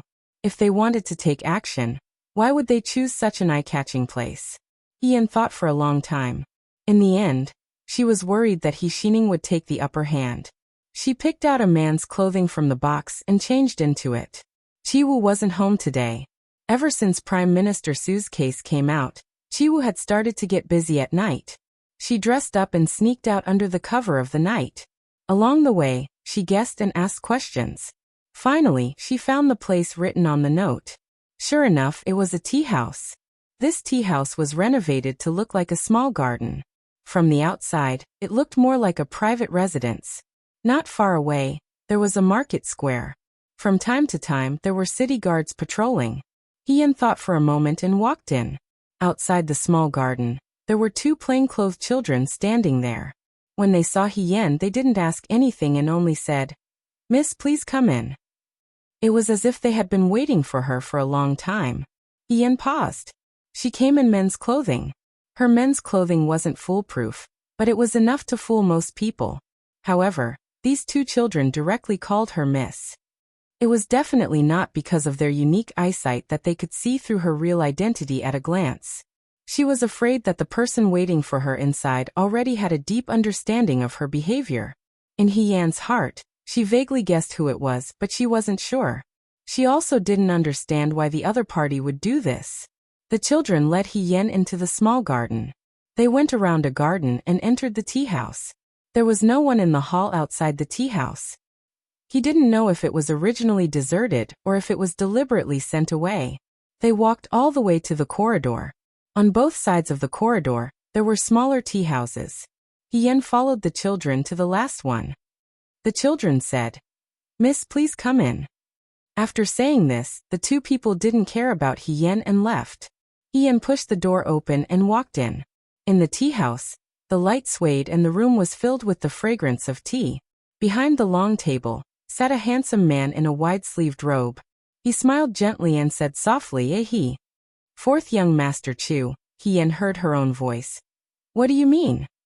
"I just feel like I haven't seen Eh-he for a long time and want to talk to Eh-he," he replied gently, not at all displeased by Hien's coldness. Hien raised her hand and showed him the hairpin in her hand. "Where is Miss He?" "Wei residence." Hien was stunned. She looked at Chu Zhao again. After thinking, she threw the hairpin in her hand on the table and sat down opposite Chu Zhao. She looked at Chu Zhao and calmly said, "You lied to me?" "If not," Chu Zhao said, "he wouldn't be willing to come and see me." Hien didn't feel it before. Now that she heard him say "he," she felt uncomfortable all over. She paused and asked, "Then, fourth young Master Chu, why are you in such a hurry to see me?" Chapter 245. Chu Zhao pushed the teacup in front of Hien. Hien glanced at the teacup but did not touch it. "He and I were friends when we were in Jiang and Rundu. Why are we so distant now that we're back in Shuajing?" Chu Zhao asked with a smile. Hien looked at him. "I heard that fourth young master was seriously injured a few days ago. Are you okay?" "I'm fine." Chu Zhao smiled. "But I'm happy that he is worried about me." Hien frowned at him. Why did Chu Zhao's words sound like he was flirting? In the past, when they were in Jiangrendu, Hien only took it as a joke and didn't take it to heart. Now that she and Chu Zhao had each been granted a marriage, even if the marriage between Su Pingting and him could no longer be held as scheduled, after all, the status of the two of them was still somewhat subtle. Could it be that he wanted to use her to deal with Xiaoju? Hien pondered.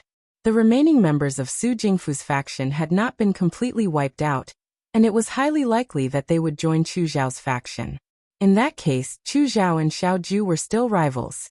If Chu Zhao wanted to use her to deal with Xiaoju, would he use his beauty to trick her? That was too much of a sacrifice. Seeing Hien's strange gaze, Chu Zhao paused for a moment. After a while, As if he had seen through her thoughts, he shook his head and laughed. What is he thinking about now? Fourth young master, He Yan said seriously. Where did you get Miss He's hairpin? Young Mistress Su? Chu Zhao said. I saw that he took good care of young Mistress Su, so I ordered someone to take her hairpin. This was not a gentleman's action, but I just wanted to see he. He asked. He is very sincere towards young Mistress Su. The matter between the He and Su clans was ultimately caused by me. I happen to have the same name as Miss He's elder sister who passed away. It's fate, so it's only right for me to take care of her. He Yan answered smoothly. Chu Zhao took a sip of tea and sighed. If that's the case, I really envy Miss He. What are you jealous of? I envy a He for being so concerned about her. He Yan. She now understood that Chu Zhao was clearly flirting with her. Moreover, compared to before, he was flirting with her in an unbridled and open manner. He Yan lowered her head and looked at her own hands. Was it because she hadn't shown her kung fu in front of others for a long time that people had forgotten that her fists could smash her two into pieces? Fourth young master, you didn't ask me to come here to talk about this, right? He Yan asked. If you have something to say, just say it.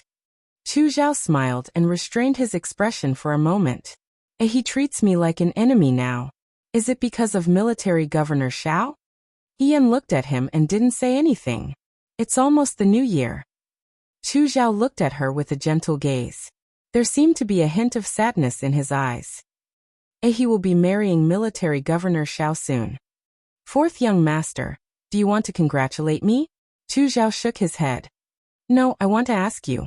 Are you really going to marry military Governor Xiao? He Yan. Of course. Can you not get married? He Yan was simply baffled. Why not get married? Because, he looked at her with a smile. I like a He. He Yan. In her previous life, when she was the second daughter of the He family, although she had interacted with many men, no one had ever confessed to her. Even when she was married to Su Zhiheng had never said the word like. She didn't expect that after her rebirth, so many peach blossoms had bloomed. Putting aside the rotten peach blossom Fancheng, whether it was Mu Yi in Jiang City, Xiaoju now, or Chu Zhao now, He Yan had some doubts.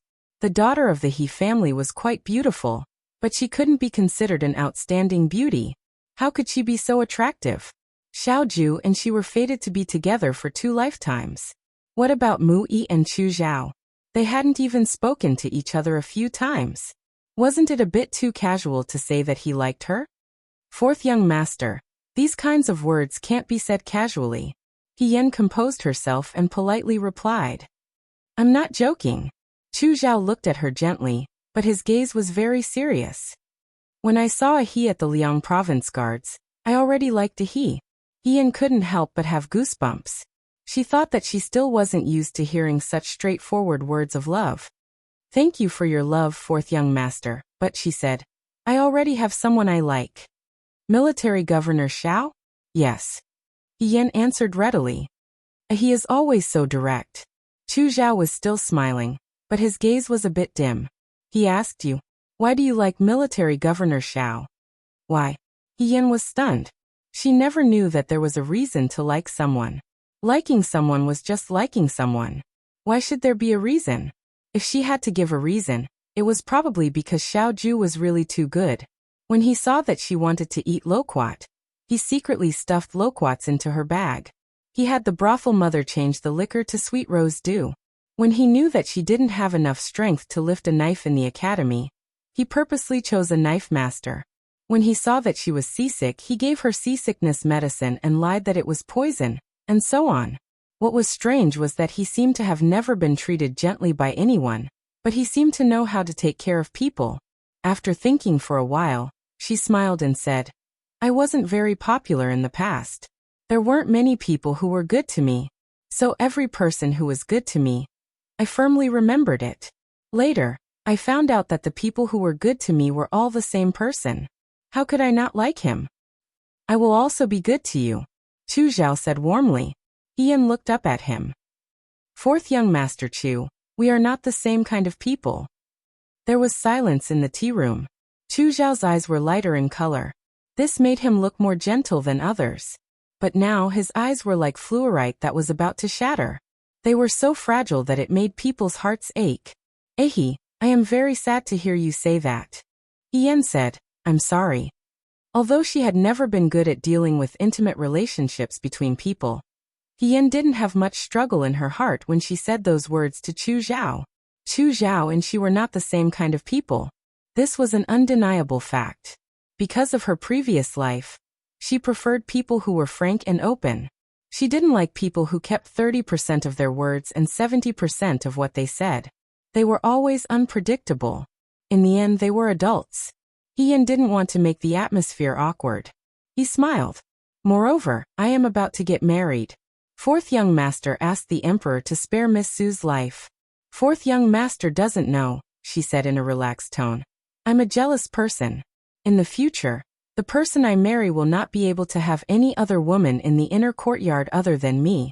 Xiaoju also paid a price to marry me. What's so difficult about that?" Chu Zhao looked at her and said seriously, "If he is willing to marry me, he will be the only one in my backyard." Pa! Before Yan could say anything, there was a sudden loud noise. The door behind them was kicked open. Shameless boasting. Someone sneered.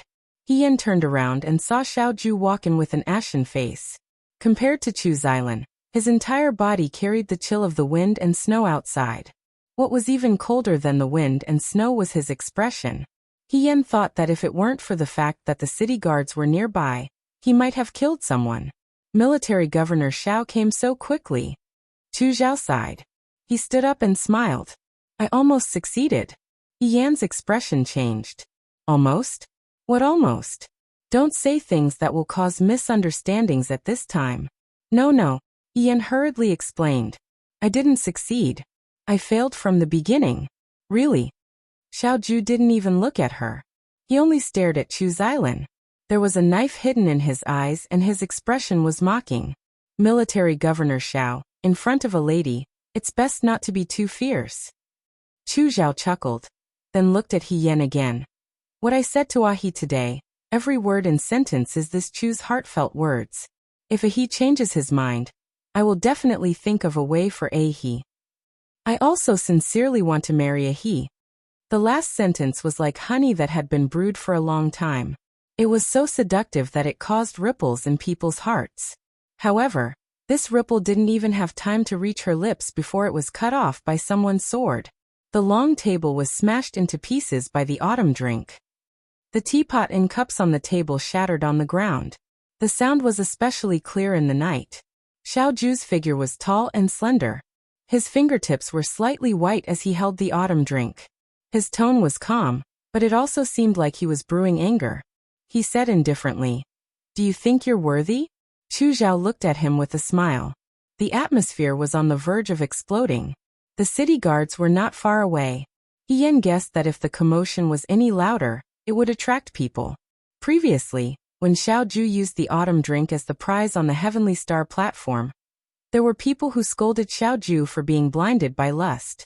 If this matter were to spread today, wouldn't her reputation of being a femme fatale be confirmed? The heavens took pity on her. She didn't do anything, so why did things become like this? Yan made a prompt decision. He grabbed Xiaoju's sleeve and dragged him out. At the same time, he turned to Chu Zhao and said, "It's too late today.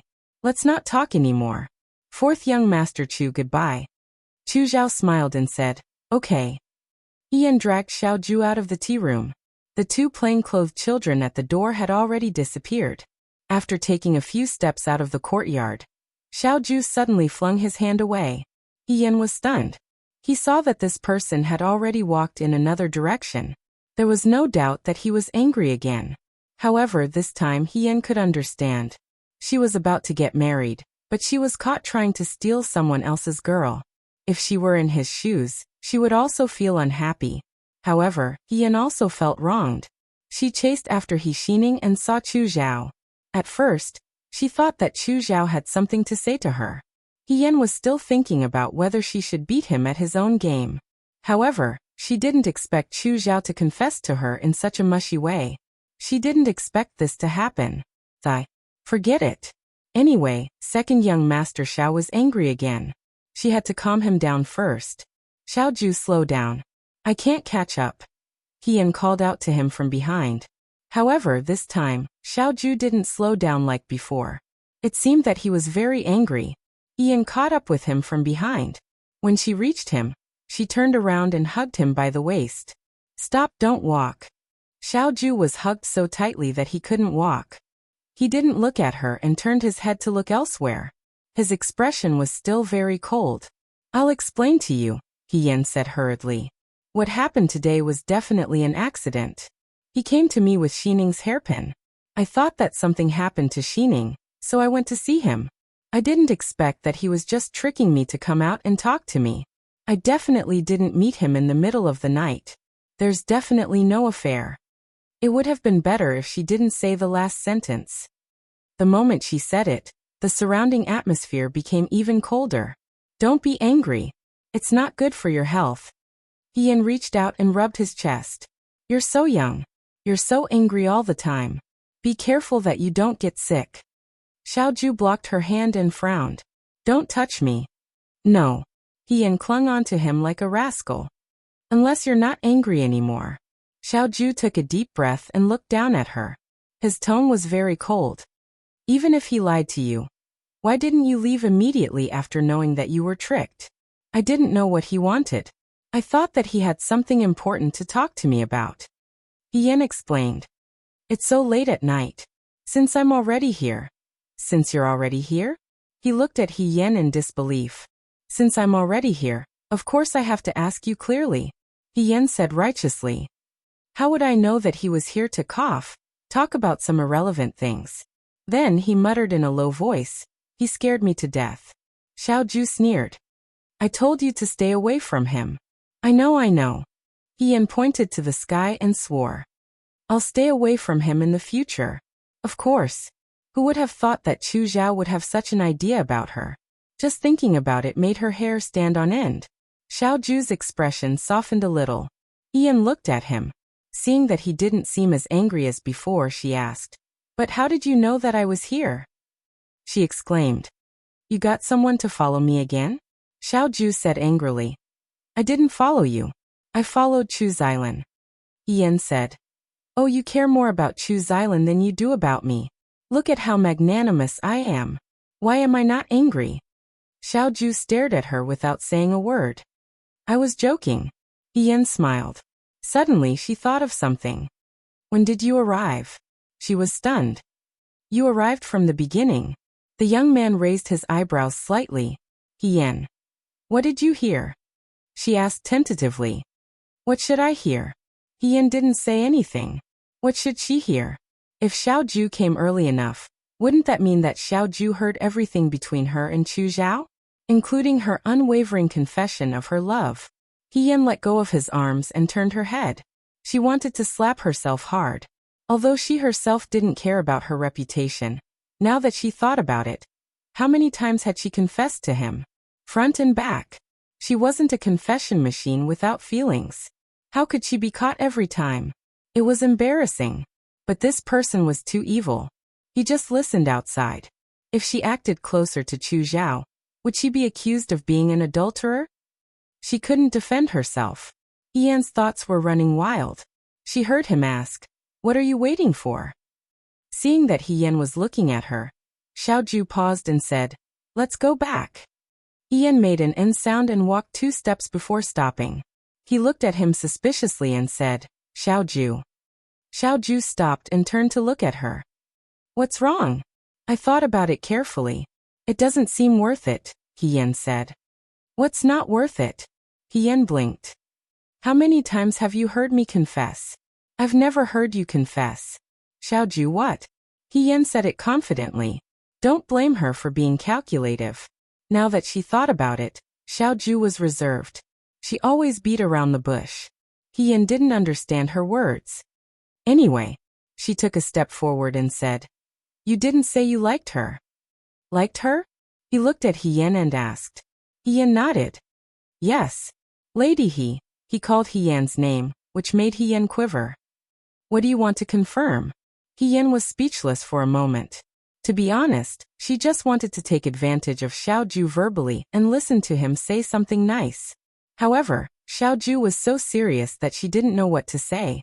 She was about to find an excuse to brush him off when the person in front of her took a step forward. The young man's face was close to hers. His face was clean and beautiful. When their eyes met, there seemed to be an inexplicable emotion in his deep black eyes. It made her blush and her heart beat faster. You.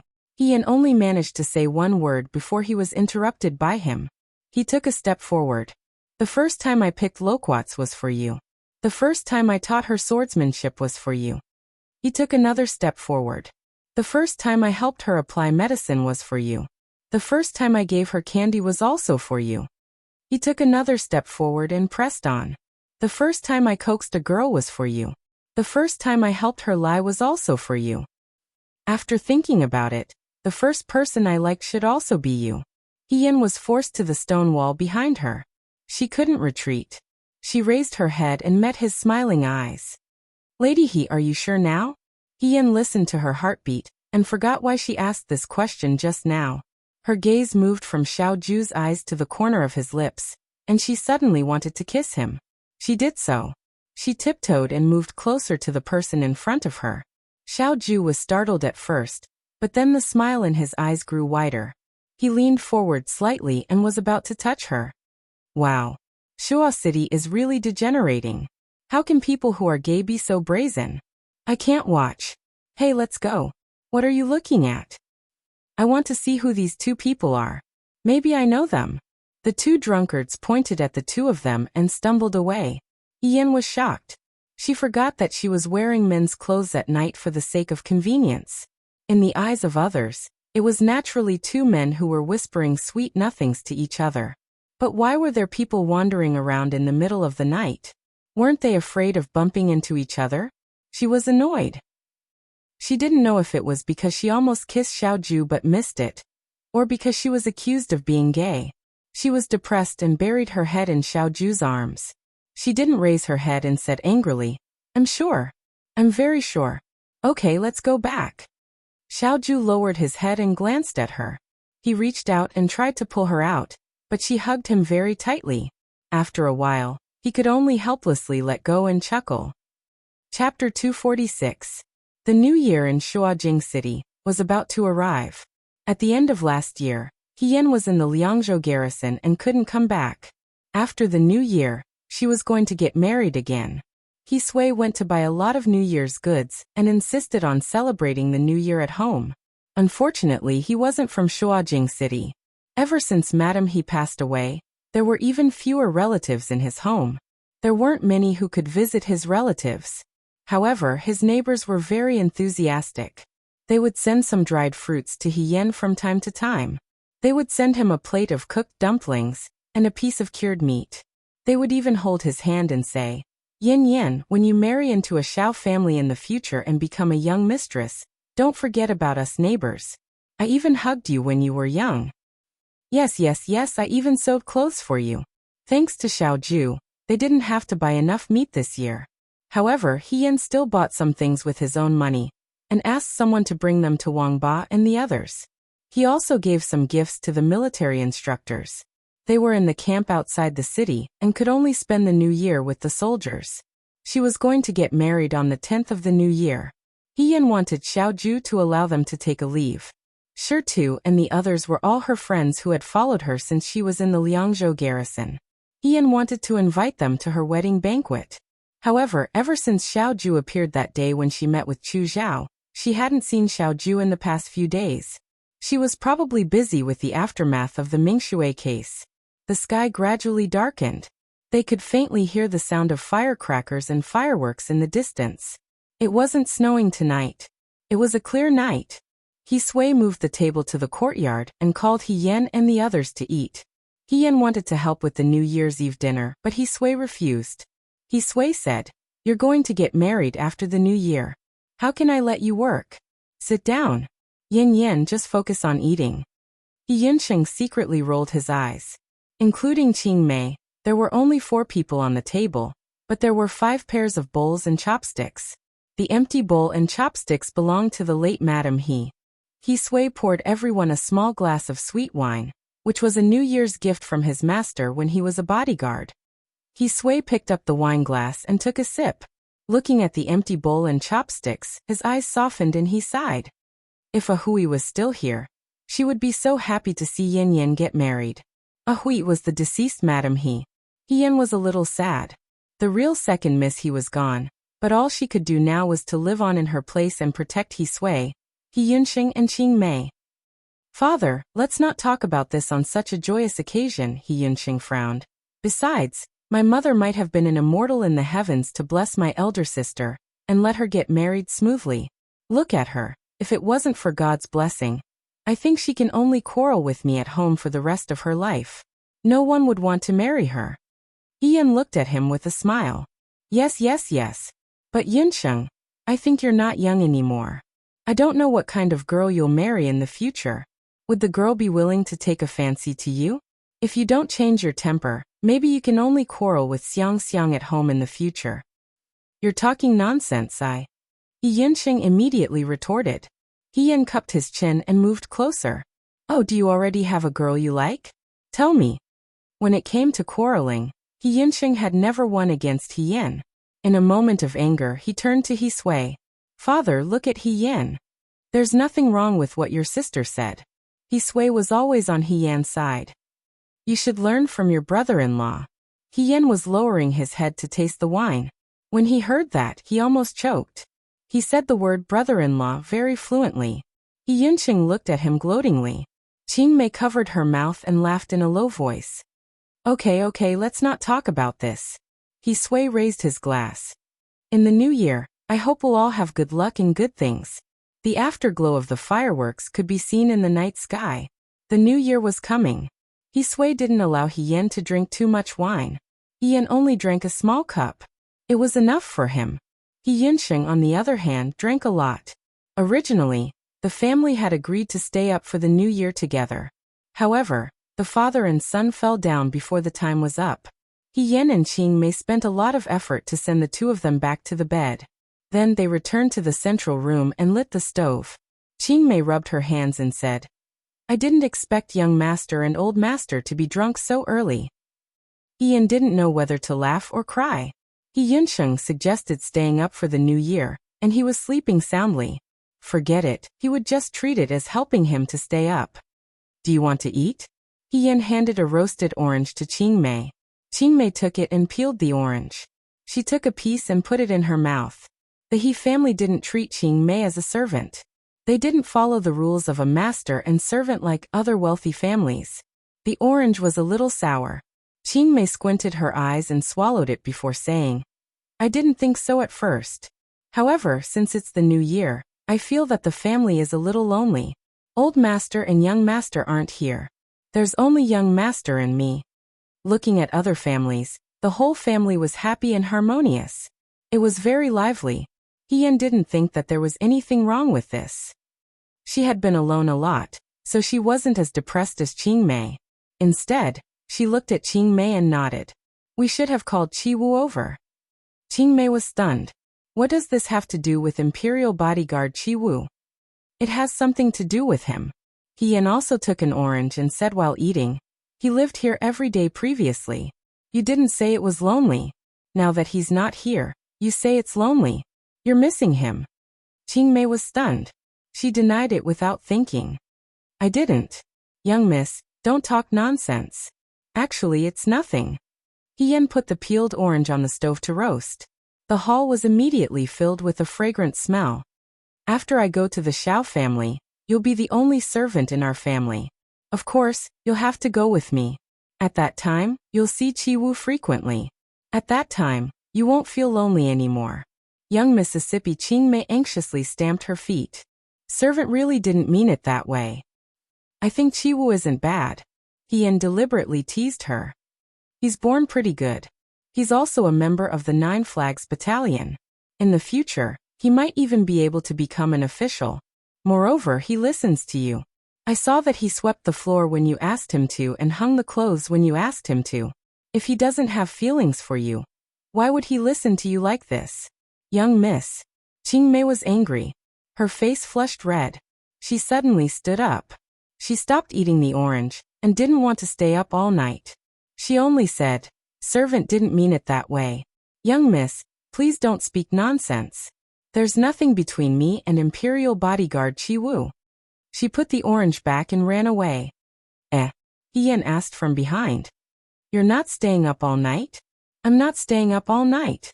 Ian felt a little regretful. He shouldn't have teased her like this. Now he could only stay up all night. She picked up the orange that Qing Mei put down and tossed it up. She sighed. You're a little girl who doesn't mean what she says. Someone's voice sounded. You know a lot. Ian turned around and saw Xiaoju leaning against the door. She was looking at her with a faint smile on her face. Xiaoju? She was overjoyed. Why are you here? She looked outside. You came in directly? I knocked on the door. Xiaoju said as she walked in. However, your house doesn't have any imperial bodyguards. It doesn't make much of a difference whether I knocked or not. She was speaking the truth. Ian pulled her to sit by the stove and stuffed an orange into her hand. Do you want to eat? Xiaoju took the orange. She only held it in her hand and didn't eat it. Why are you here? Ian asked. Aren't you at home with your brother and sister-in-law? After the New Year's Eve dinner, I came to see you. He looked around and said thoughtfully, Why aren't your father and brother here? Don't talk about it. They were drunk. I helped them into the room to sleep. She looked at Xiaoju. If you came a little later, I would have fallen asleep. Xiaoju said. You were waiting for me. Why would you fall asleep? I wasn't waiting for you. Ian was confused. Xiaoju turned his head to look at her, and replied with a faint oh. Ian grabbed her arm and said sincerely, How did you know that I was waiting for you? It wasn't easy for me to wait for you to show up after everyone fell asleep. Now that there's no one around, it's just nice. Just nice what? Just in time. Ian was just casually making up a story, so he didn't continue to make it up. He looked up and met his slightly bright eyes. Just nice, I'll treat you to an orange. Ian held his hand and held the orange in front of him. Xiaoju looked at her for a while and laughed softly.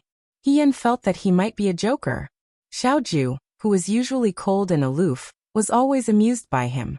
This was an ability that ordinary people didn't have. It's boring to sit in the room. Do you want to sit on the roof? Ian invited him enthusiastically. The roof? Ian grabbed his hand and walked out. Yes. The He family's house wasn't an expensive house. The roof wasn't very high either. They could reach it with a light jump. She and Xiaoju sat side by side. She put her hands behind her back and looked into the distance.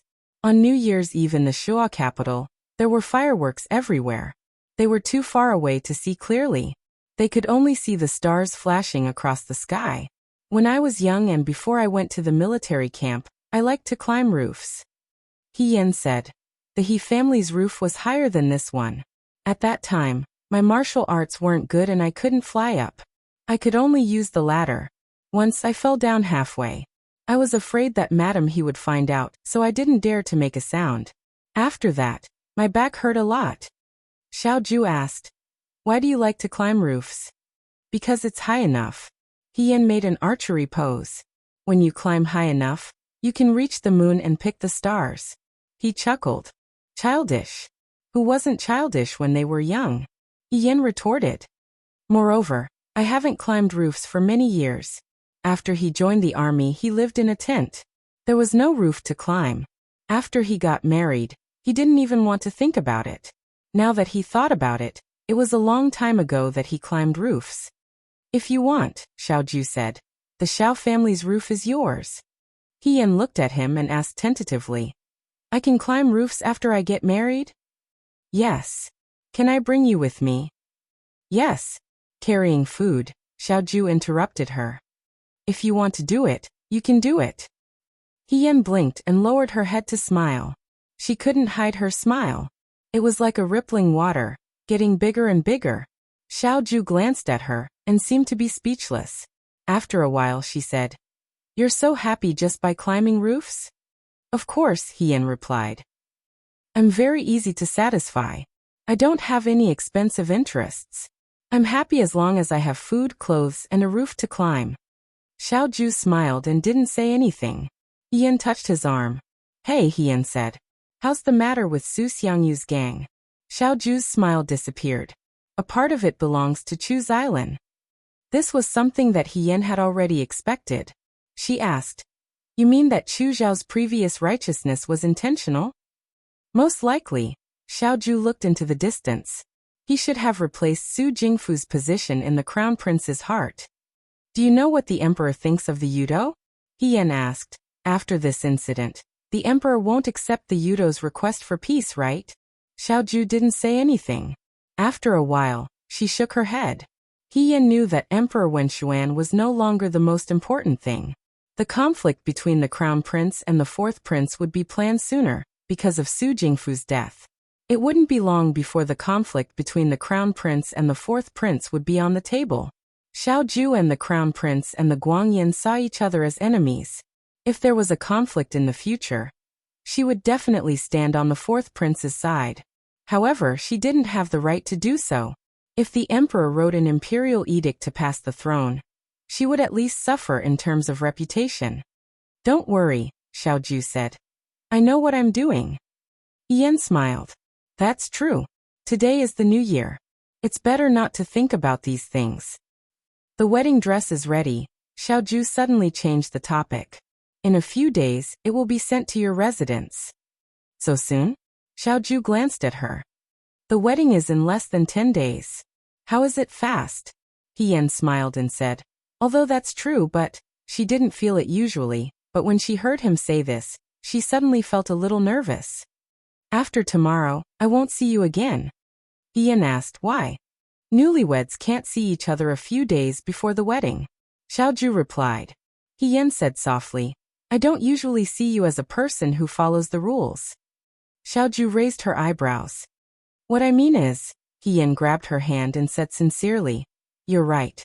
It should be like this. With you taking care of everything, I'm very relieved. She now understood that Xiaoju was a person who could be persuaded by reason, but not cowed by force. As long as she said a few words of praise to him, he would be very happy. If she had known that this person was so easy to please, Hien thought to herself, she should have hugged his leg and flattered him more when they were in the Xianchang gymnasium. Perhaps, other than swordsmanship, he would have taught her knife skills and horsemanship as well.